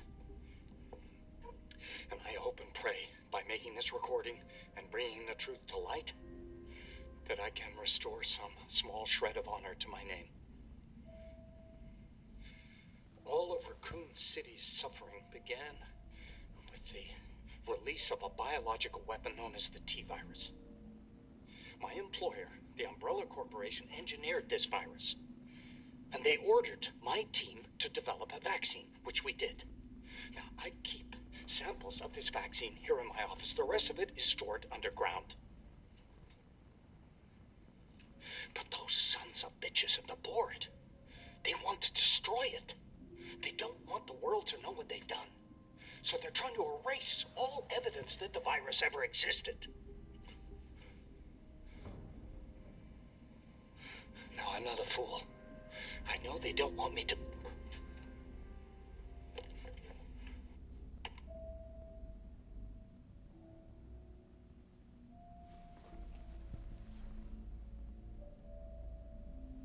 Jill knew all along. And she trusted me anyway. Fuck! And Carlos got himself some strength. Is it here? There were weird physics on that. Hang tight. T, I got it. Good. I'm headed your way. Be careful. Careful. Have you seen this town? It'll be a fucking miracle if I get there in one piece. Toss a flashbang as soon as this hunter jumps down here. You might take a stun here. Don't worry if you do. Just get out of here as quickly as possible, and as soon as you hit this door over here, you're going to walk again because liquor.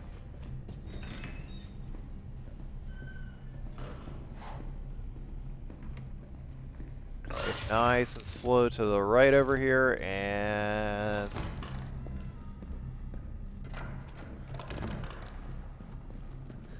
now we can give the vaccine to Jill.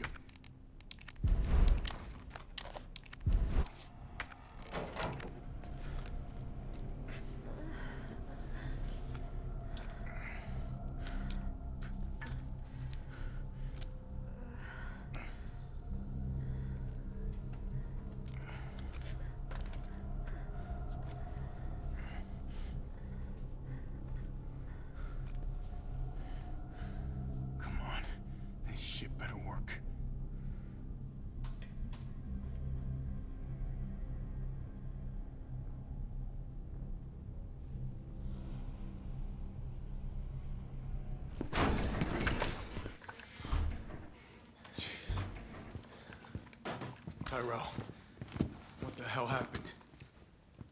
Attention all citizens. The contagion spreading throughout the city has been designated uncontainable. On October 1st, Raccoon City will be completely destroyed in a missile strike. All residents capable of rational thought are urged to evacuate immediately. This is not a test. Attention all citizens. I mean, that's only a day away. There's still people in the city. You think Uncle Sam gives a shit? Fuck. Here they come. You sit tight. I got this. Better grab some gear. Oh, that was bad. I actually meant to fire off a shot to lower my DA, but I messed up there. The less entry points, the better. And how do we do that? I'll try hacking into the hospital security system. Keep them off me in the meantime. So the DA, or difficulty adjustment system, is a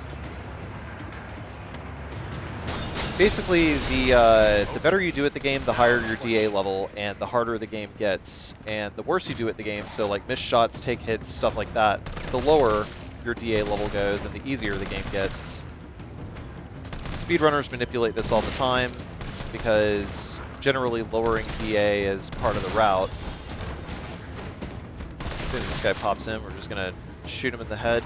So, I lower my DA down to 18, but I think the scaling, the damage scaling,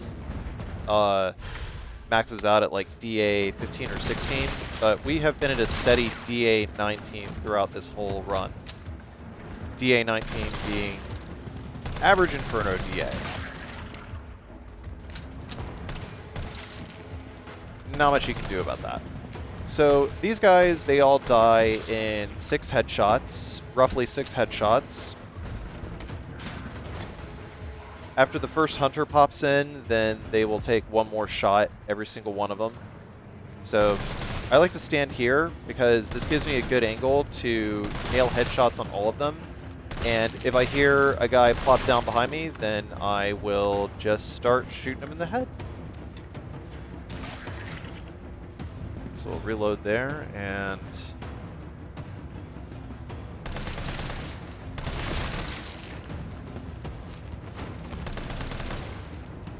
if I'm not able to shoot in the head, then shooting them in the back is fine, and just finish them off when they get up. I heard a plop, so good 5 headshots there. It's really tough to score the desired number of headshots on that second window over there. Maybe with better positioning I can avoid that in the future. Not really sure how. Once the lights go out here, equip the hand grenade, and then get ready to throw it right about now. Once you do, blow them up, and I needed that flash grenade. Really needed that flash grenade. Next, we're gonna destroy the generator over here. Well, shoot the gen, not destroy it, but we're gonna shoot it, and that will give us enough leeway to return to our magic camping spot over here. Spare no expense getting rid of these guys. Just go ahead and use the ammo. Trust me, you want to use that ammo. You have plenty. If you've been conserving up to this point, then you have plenty. Don't worry.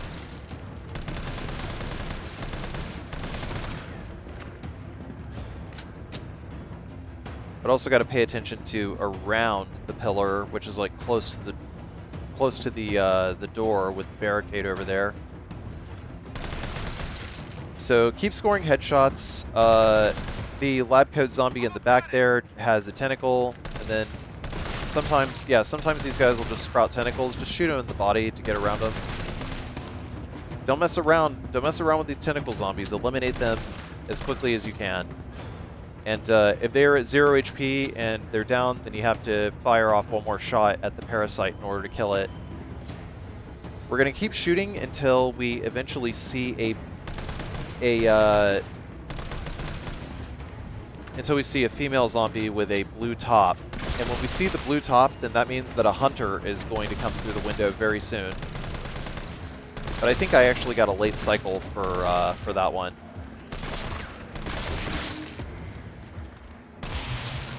If you need to reload, oh, yep. So that was an accident. I was actually supposed to wait on popping that generator, and I had to get lucky there. That was the second grenade flub up like that in this whole section. But either way, once that hunter is down and all of the zombies here are dead, hey, there's the blue shirt zombie. She is very, very late. She wasn't supposed to be that late. So once that happens, once all the zombies here are down after killing the hunter, we equip the flashbang.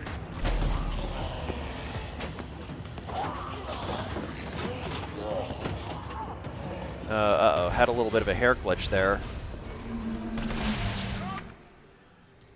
Then we will shoot the generator, use the detonator. There was actually no reason for me to pick up those bullets there, but going back in here, another flash grenade will spawn. And we want to get ready to throw a flashbang over here. That'll stun these guys. But yeah, you can shoot the generator and throw a flashbang, and then get ready to shoot the generator again. So really all you need is one flashbang in order to pass this section. After that, you're doing pretty good.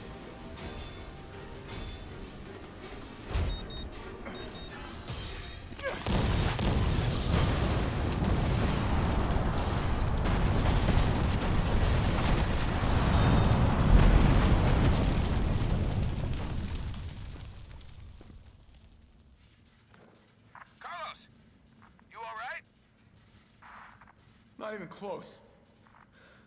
But at least it's over. I'm coming back.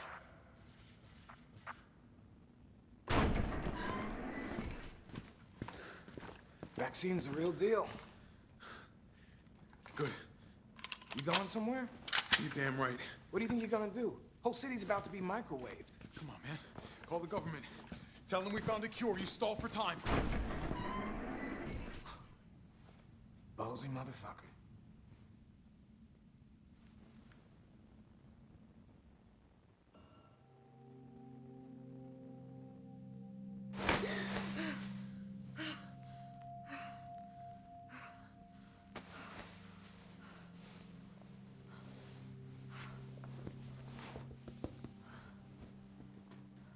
Jill. Thank God you're okay. I've got good news. It's over now. The city's safe.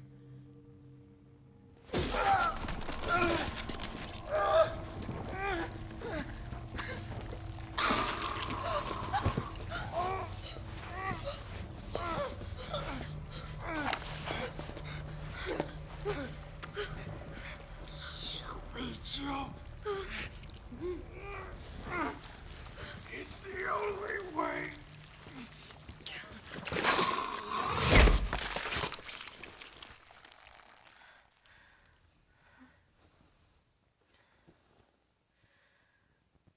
Where am I? What's going on? Oh.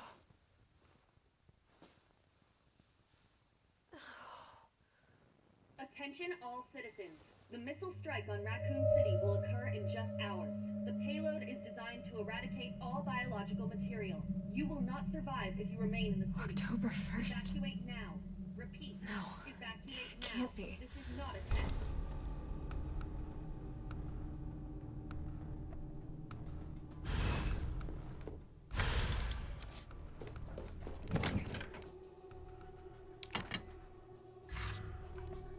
Put away the ye old handgun and put away the flame rounds. We want to put the mine thrower rounds in the grenade launcher. Morning, sunshine. You saved my life. I sure as shit didn't. That was all Carlos. He carried you here and he treated you himself. Crazy bastard. Where is he? He went underground. Bard stockpiled the vaccine, enough to give this city some hope. He thinks he can do this by himself. I'm going after him. Wait, did you see the broadcast? They're gonna blow the city sky high. I'm trying to get a hold of someone, anyone with the clearance to stop it. Leave this mess to him. He's a professional. So am I. Right. Guess I'm not talking to you. The storage facility is underground, beneath this hospital. I've lost contact with Carlos. So expect trouble. And as always, if you've been picking up health items up to this point, you will get handgun bullets. Maybe if you're really, really lucky. Shotgun shells? Maybe? Nah, I don't think I've seen shotgun shells spawn in those boxes there. Just gunpowders and handgun bullets. We'll use the lockpick over here to get some magnum bullets. 4 of a not insignificant amount. Basically, we're just going to get a ton of magnum bullets here. There's another gunpowder B in here. You need these gunpowder Bs in order to kill some hunters later. So do not mix flame rounds with them.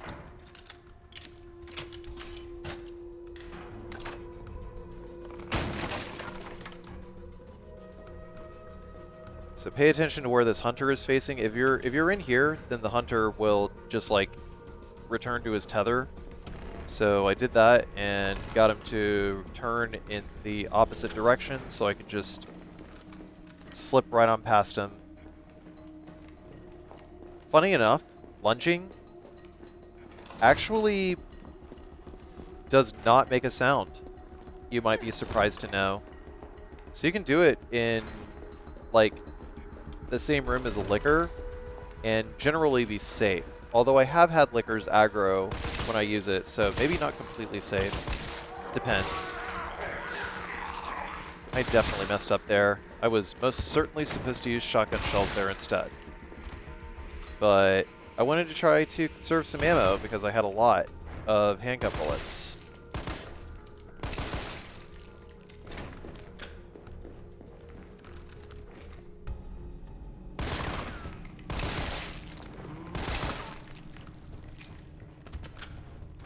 I scored a decap on one of them, so lucky me. I reckon I probably could have killed those guys as Carlos, but not entirely sure. Anyway, unlock the locker. You get some shotgun shells, 12 of.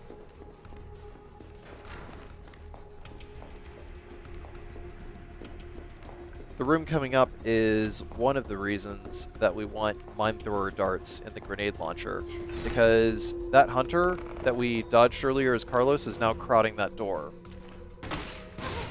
But I actually messed up and accidentally shot the hunter in the leg. The mine darts have some pretty weird hit detection, but yeah, as you can see, he's on the other side, but if we shoot the door, then what happens is he returns to his neutral position on the other side of that room. We want that to happen. Reason being, there is one more explosive powder A in there, although we probably didn't even really need to get it. Because I think I ended up with like a surplus. I mean, it's just nice to have it, just in case there is a randomized drop and you can get some more grenades for the final Nemesis fight. It doesn't hurt. So yeah, as long as the hunter is facing the other way, it can't hear you whenever you come into the room. No idea if it can hear you running or not, but I usually don't like to faffo with hunters. I can squeeze by. You know, faffo. Fuck around, find out. Once we jump down here, we're going to open this other suitcase up, and now we got a lot of magnum bullets, 13 of at this point.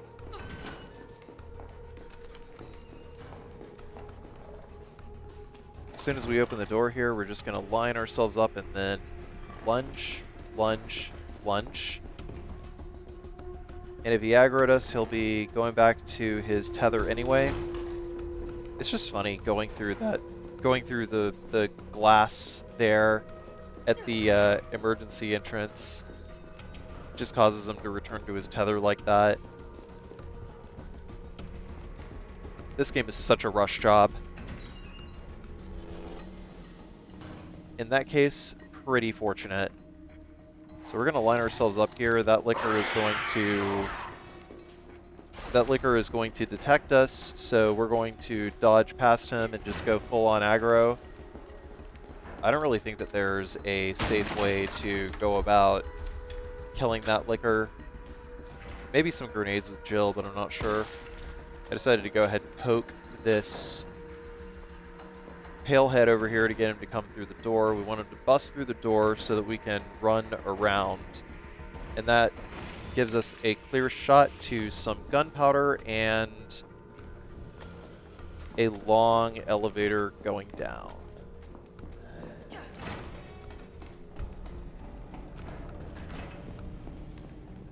This must be the way underground.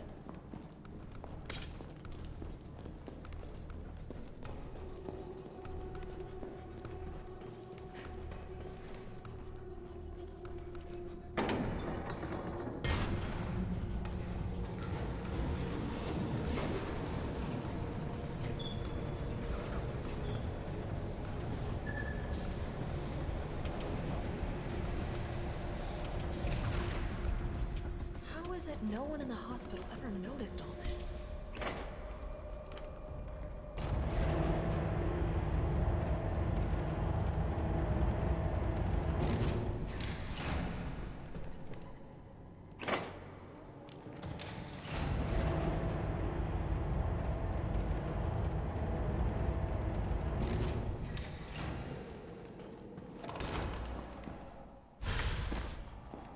Pick up the hip pouch here, and then we're gonna, well, we can actually go ahead and take out these explosive Bs and combine them. Careful not to accidentally mix it with an A. But we need acid rounds. We need all of those explosive Bs to be acid rounds. We want to take the high-grade gunpowder that we deposited earlier and deposit these explosive rounds. We want to save all of the explosive rounds and all of the flame rounds for Nemesis 3.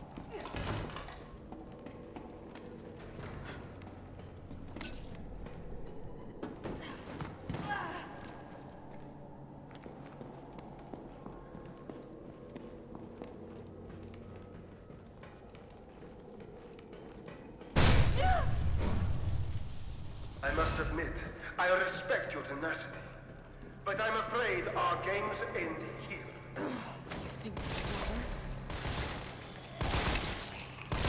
While this guy is getting up, 5 burst fires is going to be enough to take out this pale head. Next, we got mine rounds. We're going to pop off 1, possibly even 2 at this hunter over here. Before we raise the elevator, we are going to kill this hunter Gamma. We're going to finish it off with some burst fire.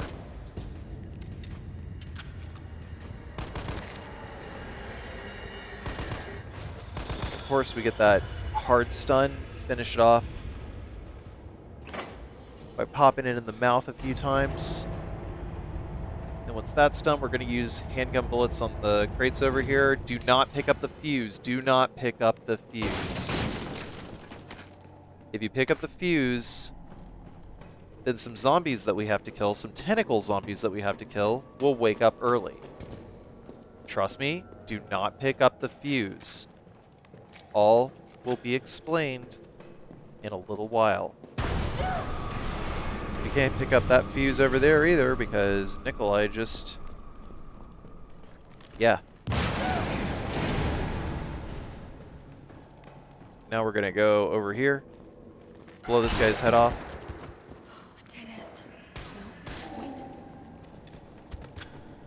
Yeah, you could probably see earlier. Yeah, the reason we killed that hunter is because if we went down, then what would have happened was that hunter would have eaten us while we were stunned. Alright, so over here we're gonna headshot.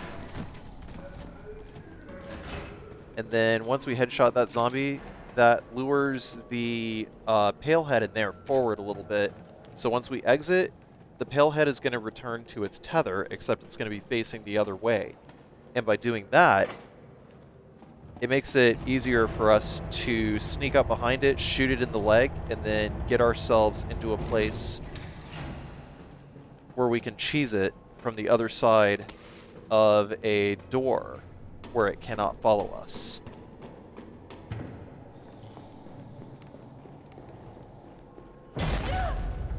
So that's why I went in there and decapitated one zombie and then left immediately without fighting the other enemies. It was a setup.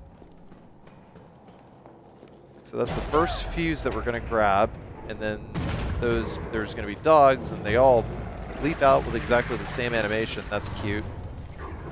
We got some high-grade gunpowder here before we went down that ladder the first time, so make sure you combine it. Get some Magnum rounds. Oh, I actually messed up. I was supposed to pull the lever down and get that last shotgun upgrade. Don't be like past Carcy over here, no.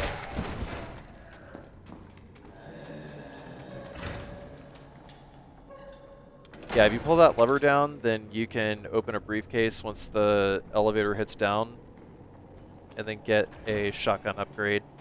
I don't know. The last like 2-3 runs I've been doing, I've been forgetting that. Anyway, my setup here not been good. We're just gonna open the door here and let him get back up. Then we'll pull out the burst handgun, and then as you can see, this would normally be a save room, so just be shooting him in the face. Although in this case, the door is being a shit. So we're just gonna blow his head off instead. Because we got enough shotgun shells. It was pretty unfortunate. Normally that works out a lot better for me, but my positioning was really bad and the door kept closing in my face. The simplest thing, just use the Magnum. Shoot him in the face after that. That setup makes it so that you can shoot him in the face 100% of the time. Once we grab the fuse and head towards the ladder, just lunge towards the ladder. The hunter will completely ignore us because making iframes go burr and jumping behind us is more important to that hunter than anything else. Anyway, now we have 2 fuses, and when you have 2 fuses, but leave the first fuse, get the other 2 fuses, now the hitboxes on these zombies over here become active. And in doing so, we can decapitate them before they wake up. If you grab all 3 fuses and you go over here, then all 3 of them will wake up, they will turn into tentacle zombies, and you're gonna have a bad time.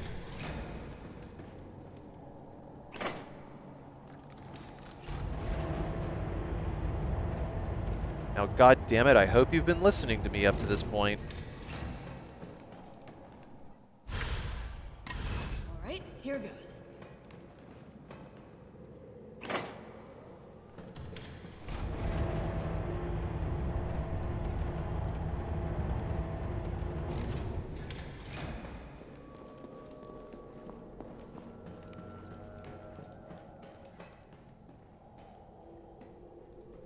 Yep, so we got the fuses, and now we can plop them in, and once we get up, there's a case with the slide for the Magnum that makes the Magnum super powerful. Shit, he got away. What was he doing in here?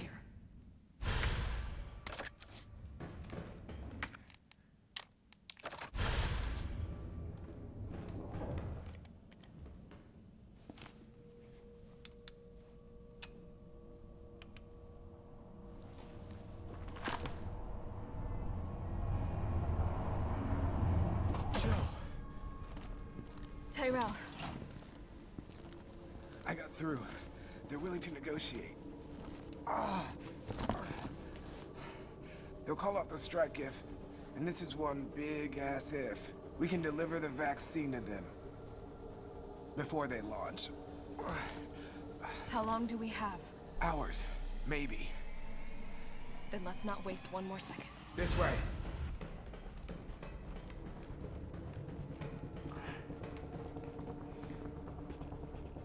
We'll find the vaccine up ahead.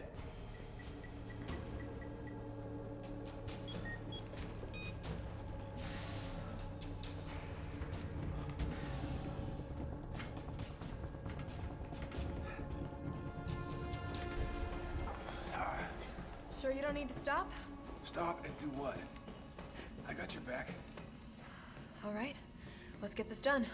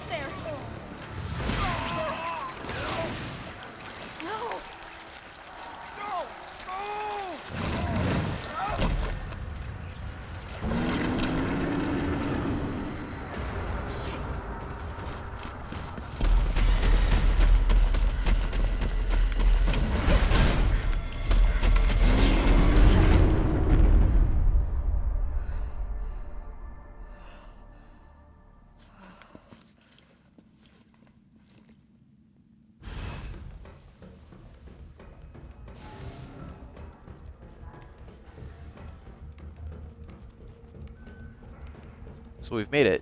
Nest 2. We got some high-grade gunpowder over here and some handgun bullets. And we're going to combine combine, some more handgun bullets, and take these acid rounds.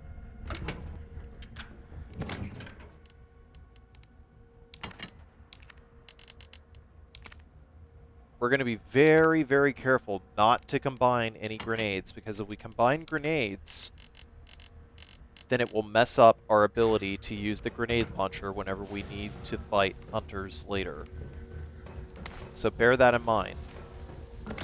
The only grenades that you want to combine are acid rounds, and that's it. You only want to use acid rounds and mine thrower darts. Those are the only ones.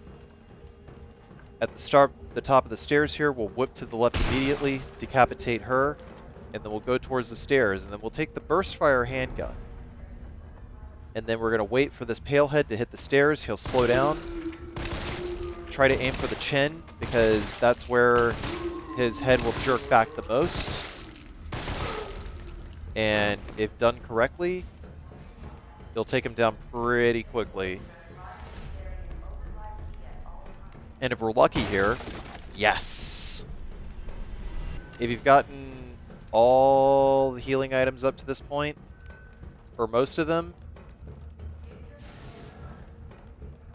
then the item list for these crates will spawn shotgun shells. And we like shotgun shells for this, especially for the final boss. But we got 9 magnum rounds in reserve. We need those. Override key successfully generated. What have we here? Override key removed.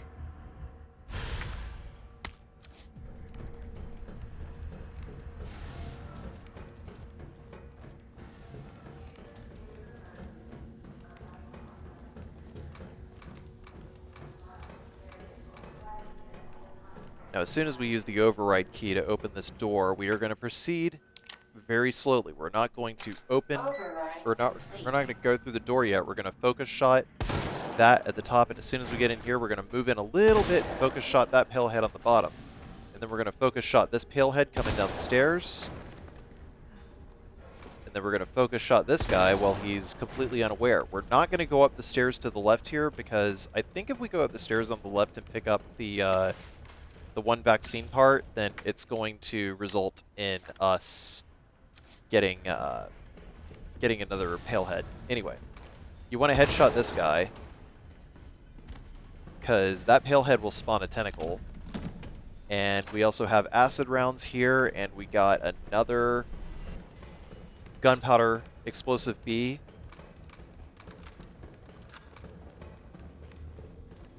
Only mix explosive Bs with explosive Bs. Remember, we want acid rounds.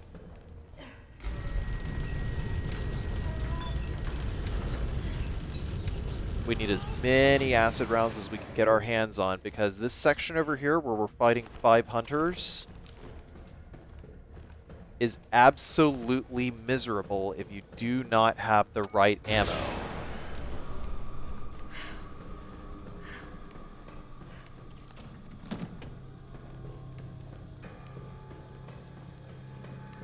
Not going to grab that other gunpowder B right there just to make absolutely sure that we don't mix grenade rounds there too, because we want to be able to cycle between mine darts and acid rounds. It's more efficient that way. Otherwise, you got to press an extra key, and it's like when I cycle, I want to know which ammo I'm using without looking. Anyway, so we want to plant mine darts in order to knock these guys back, and that gives us an opening to hit him in the face. And then after that, this guy is figure 8ing, and he's just running into the wall like a dum-dum. So when you do that, this is easy to line up headshots. There we go. So there, now we have 6 mine darts and 6 acid rounds. That's good enough.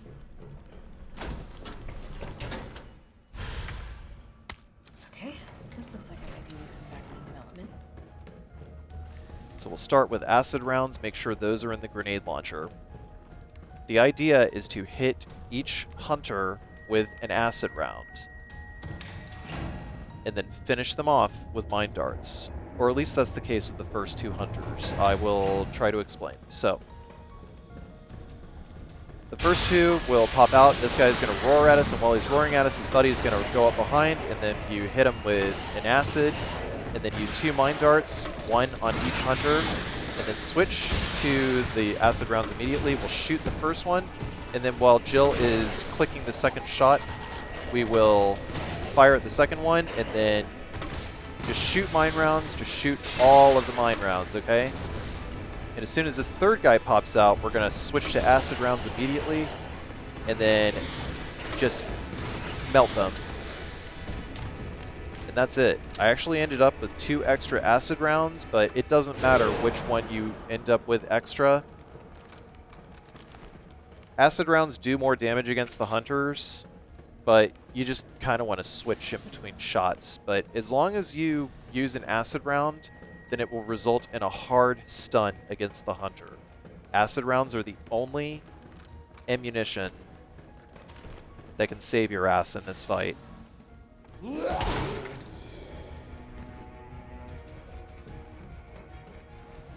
Kind of got jump scared by that one there. Oops.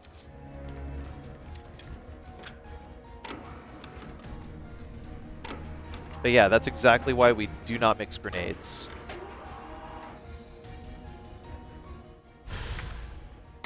They might be able to use this to synthesize the vaccine. Or I should say regular explosive rounds. That's why we don't mix regular explosive rounds. We only mix acid rounds in Nest 2. So there, that's done. We got the other thing for the vaccine synthesis, and because we did that second, I'm pretty sure there's no pale heads. I mean, there might be there might not be. It depends on like what order you do, I think. I don't know, man. This is just what I do because I think that there's one more pale head. Place the materials in the chamber. But it might just be my imagination.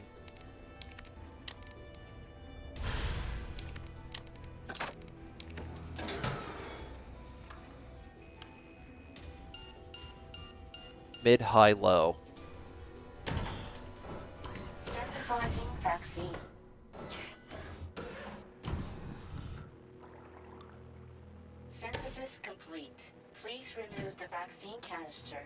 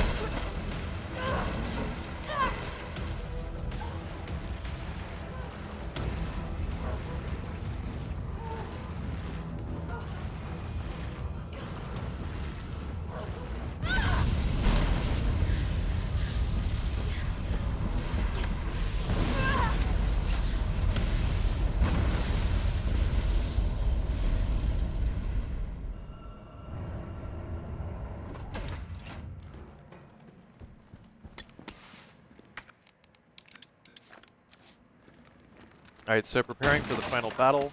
I got lucky and I got some high-grade gunpowder here. And if you have 1 high-grade gunpowder left over, then you can combine a regular gunpowder with it and get some shotgun shells. Those will come in handy for this fight. But I have 12 magnum rounds. Those will come in handy for the final boss fight. We'll put away those acids, we don't need them, and we're just going to deck out our inventory. By the way, put away that first aid spray as well, we don't need that. We're just going to deck out our inventory with nothing but flame rounds and explosive rounds. And once we have everything here, we're going to... Yeah, we seem a little low on handgun bullets. Don't worry about that. We will get plenty during the final boss fight. Next, we're just going to go to the left here and get this final box, or this final thing of flame rounds here. And then we're going to make sure flame rounds are in. We got 14 flame rounds, 27 explosive rounds. We are good for this fight. And then from here, I decided to take a little bathroom break. And also just did a little quick save there. This is a no save, no damage run, but I didn't reload any saves.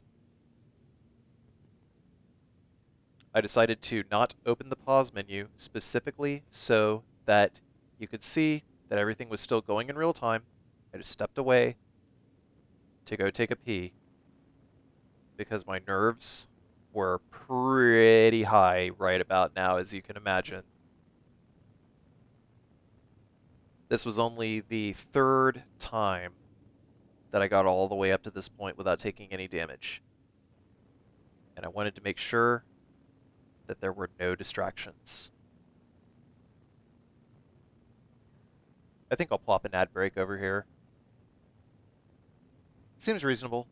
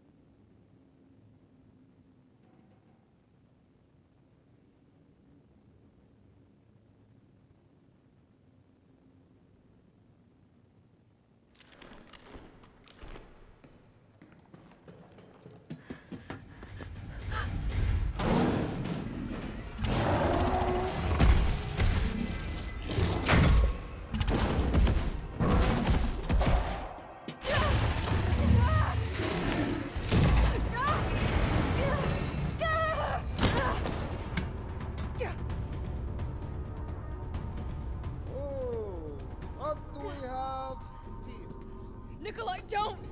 The city needs that vaccine! More than I do. I don't think the wisdom I've been trying to impart on you is getting through. Now, I know you can't put a price on life. But I'm in this business to get paid. So, let's make a deal. You go down there, battle the Nemesis, and I'll recall it all and sell the combat dock. Put on a good show, and maybe I don't need the vaccine. Agreed? Good.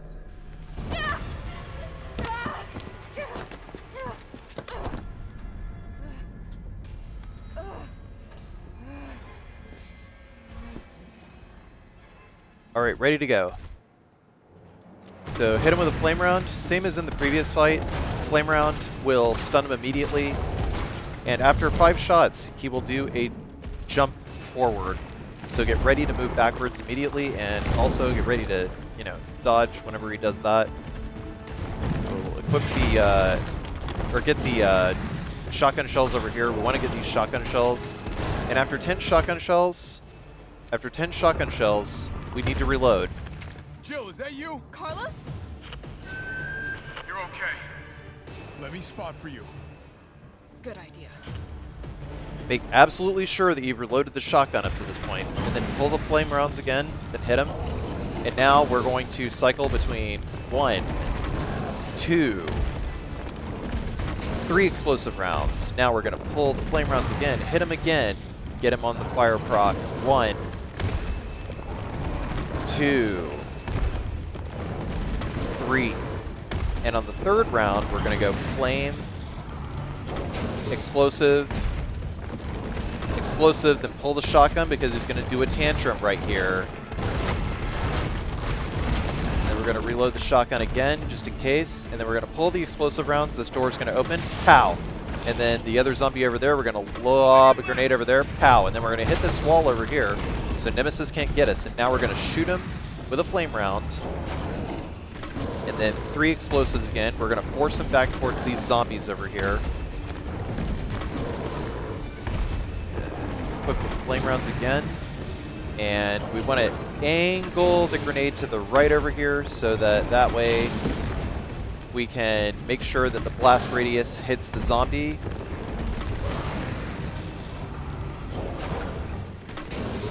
And as long as we hold this pattern of 1 flame, 3 explosive rounds, it will be very, very easy to keep him stun locked. Just remember, you can cycle flame rounds after you shoot. You just press the button, and then you switch to your shotgun and back to the grenade launcher. And then, in doing so, you cancel the reload animation. Yeah, he almost got away from me there that time, but we're not going to let him get away. No way. 1, 2. And then once that's done, we're just going to shotgun a couple of times. Should bring him down under 20% HP. We're going to, whichever door opens up for the zombie, we're going to kill whatever zombie comes out, and then we're just going to stay here, and then Nemesis will jump over somewhere, and then we will shoot the panels, and then Carlos will finish him off. We stay far enough away from these zombies, and that's it. Jill! Here comes a crane. Use it to climb up.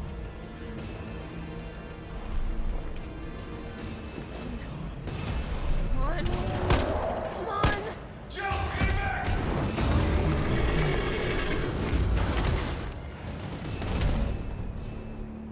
Man, I love watching the little chiclets fly.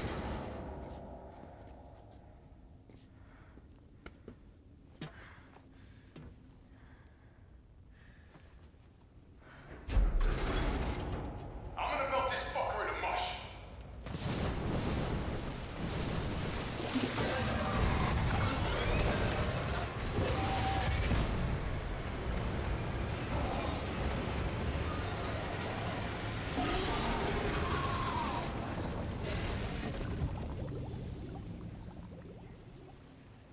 Okay, I'll meet you up ahead.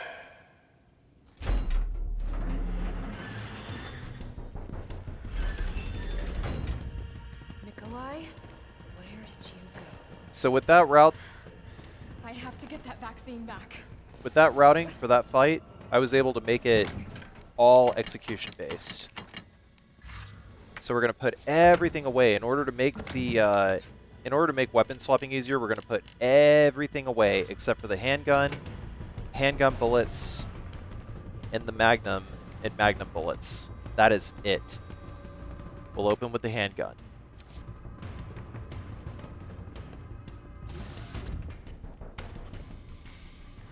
It's done. Give me the vaccine, you greedy son of a bitch. No. You print money. I like money. We shall make ours an ongoing arrangement. Now drop the gun.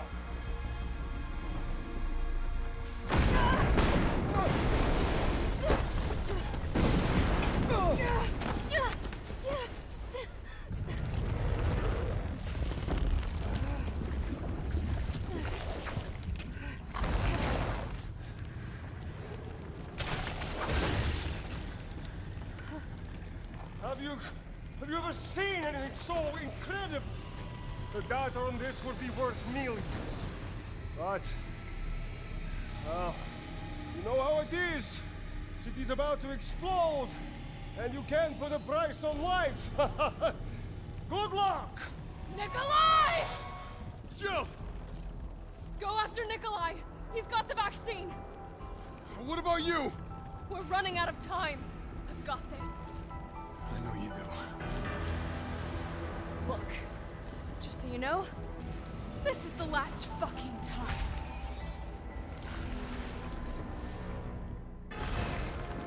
So we got enough time. We just open the compartment first, and then we can go pick up these bullets. This boss fight is a complete freaking casino, by the way. So first round, you can use burst fire. Second round, you use the Magnum because his pustules have less HP on the second round.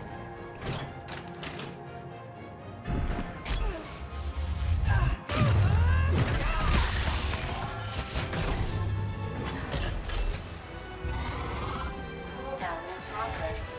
Please reactivate power cycle. Damn, it needs power. Nothing that I tell you is going to prepare you for this boss fight. I can still only get this boss fight maybe like 50% of the time. So we got boom, boom, and then the fake out, there's a third.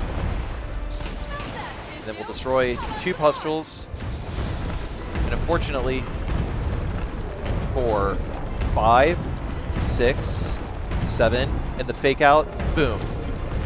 So that fake out can be anywhere between hits 5 to 8. In between pustules exploding, let go of your aim. Let go of your aim and just try to move past the acid that it spits out. And whenever this happens, just try to shake out of it, but we still gotta hit the timed hits.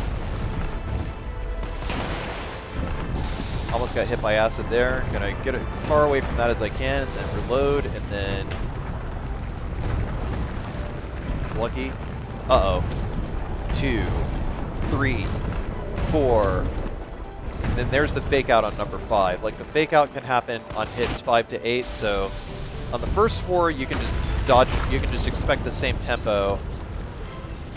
So once we push this, like, you have to be able to destroy the last core and push that battery, that first battery, on the same frame. After that, you lunge into the second battery and then push it, and then once you see these, once you see the cores just like start to jiggle, that's when you can start to shoot them again. But yeah, it's every 2 cores expect an attack. That one was on number 7.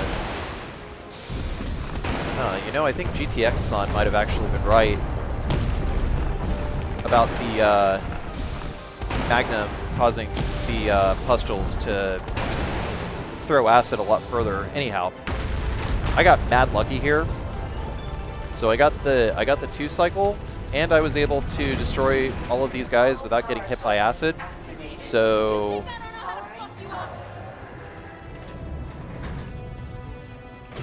as soon as that happened, that was GG.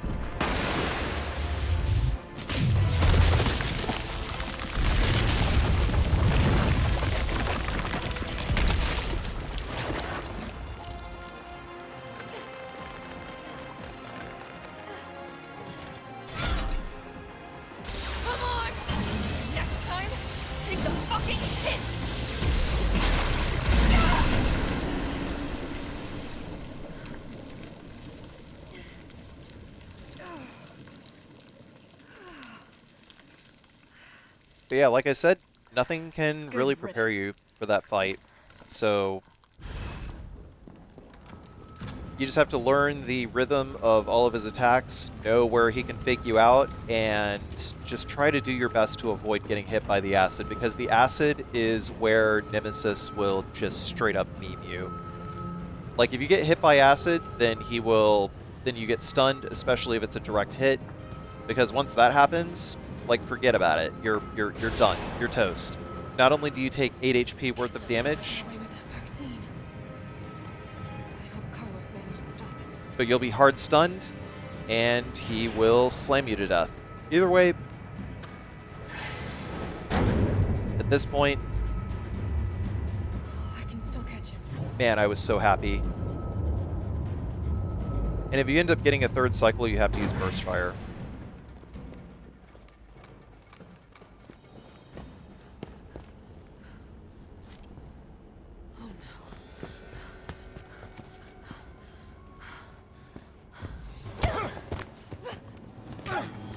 You're not going to stop.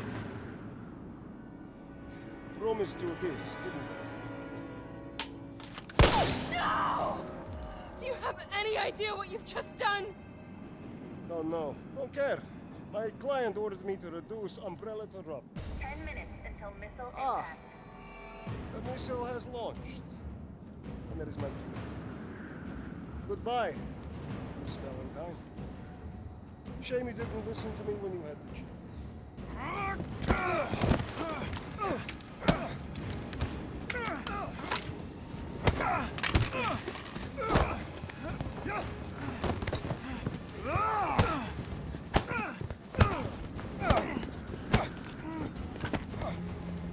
It's you! Shoot him! I can't! I'll hit you! Do it! You have to! There's no other way. And dick shot. Carlos! Hey, when I told you I couldn't leave you in a Carlos's world, that would just be too cruel.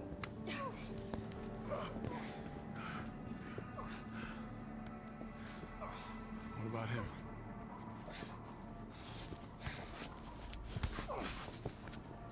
Why'd you do it?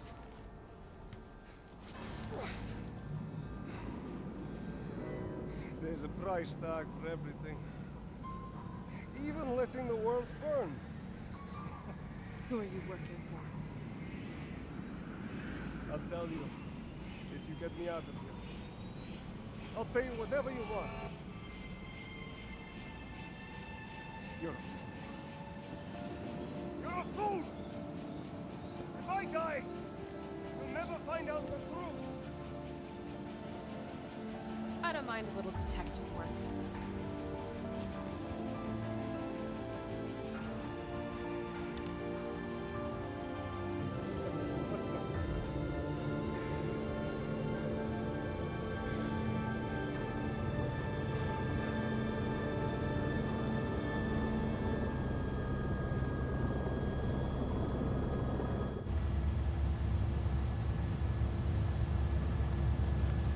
Jill, you all right?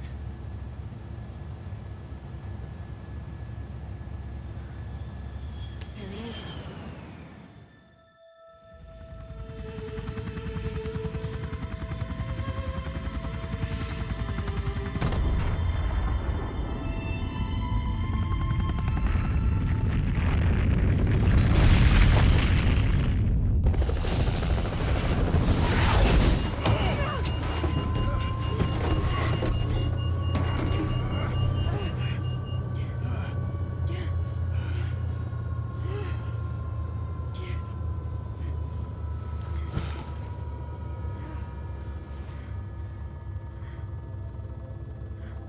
It's finally over.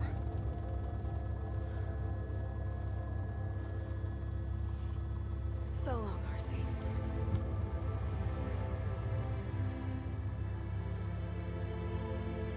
I felt empty and cold as the heat from the blast washed over us. All this death wasn't caused by a monster-making virus. It was greed. Human greed. I decided then and there, the ashes of Raccoon City would be Umbrella's ashes too. I would end them, once and for all.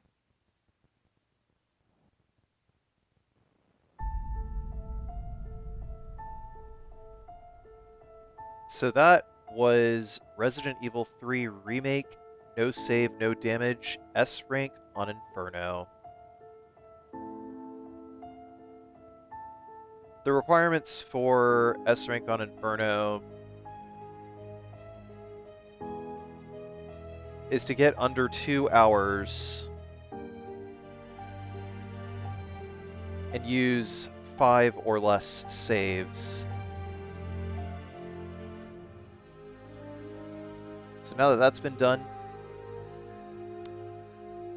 yeah, I feel pretty good. I feel pretty good about this.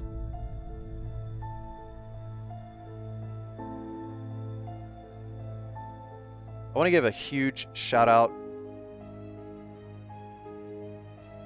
to Matt DeRock for helping me to train up for this run. He's probably done this run more than anyone I know. Like, I don't know, he runs no save, no damage Inferno at least like once a week. Whether he's successful or not is anyone's guess, but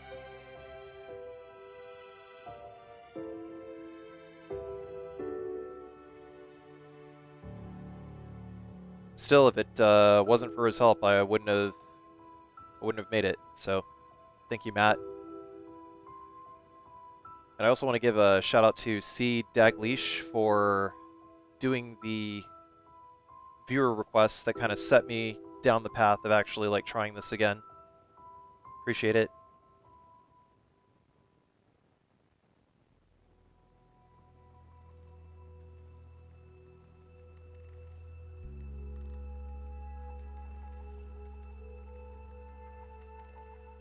Anyway, if you enjoyed this run, I got other no damage runs on my YouTube channel. Go look them up. Plenty of Resident Evil, plenty of others. I'd appreciate it if you check out my no damage runs in other games because I'm trying to branch out of Resident Evil. Don't usually do a whole lot of no save, no damage unless I'm like absolutely sure I can get it done. And, you know, it's just a lot quicker and easier to do segmented for that reason. But you know, if I'm feeling confident enough to work on a no save, no damage, I'll work on it. But you know, I'm glad I did. Also, check out my Twitch channel at twitch.tv/CarcinogenSDA. I live stream there 5 to 6 times a week, usually in the evenings, Eastern Standard Time. Typically from around, starting either around 6 p.m., 8 p.m., somewhere around there. You know, in the evening, and I'll usually stream for like about 6 hours a night.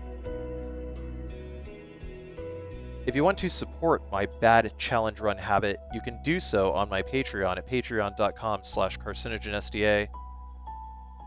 Got a couple of tiers. I have a $1 tier for people to be able to get early ad-free access to my videos as they come out.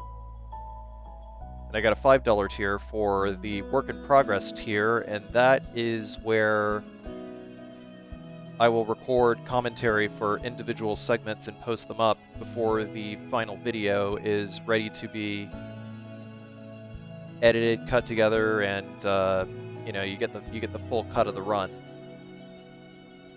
So if you want to check that out, please do so. I'll have other tiers later on. I'm thinking something viewer request related. If you want to help steer the ship while also supporting me in the process.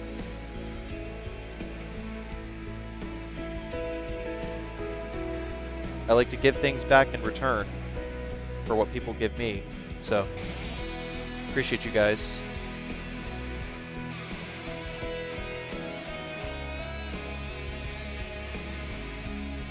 I'm not sure what game is next. I'm still kind of thinking about that, but I figured this is a pretty good video to leave you guys with for a while, so if you're still jonesing for some Carcy, you know, check out the playlists.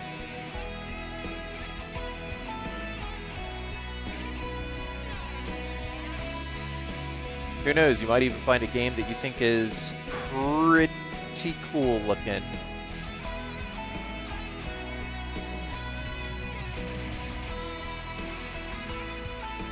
Especially Signalis. Now, Signalis, that is a good-ass game right there.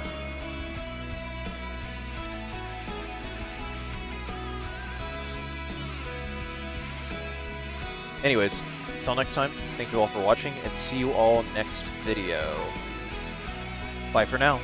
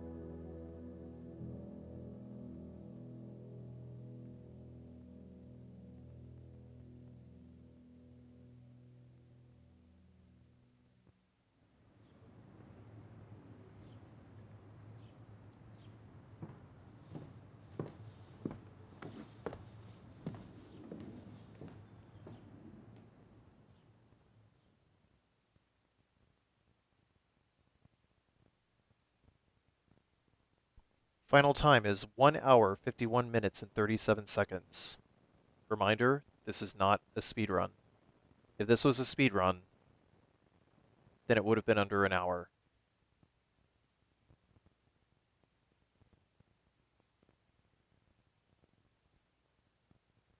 Once again, thank you for watching. See you next video.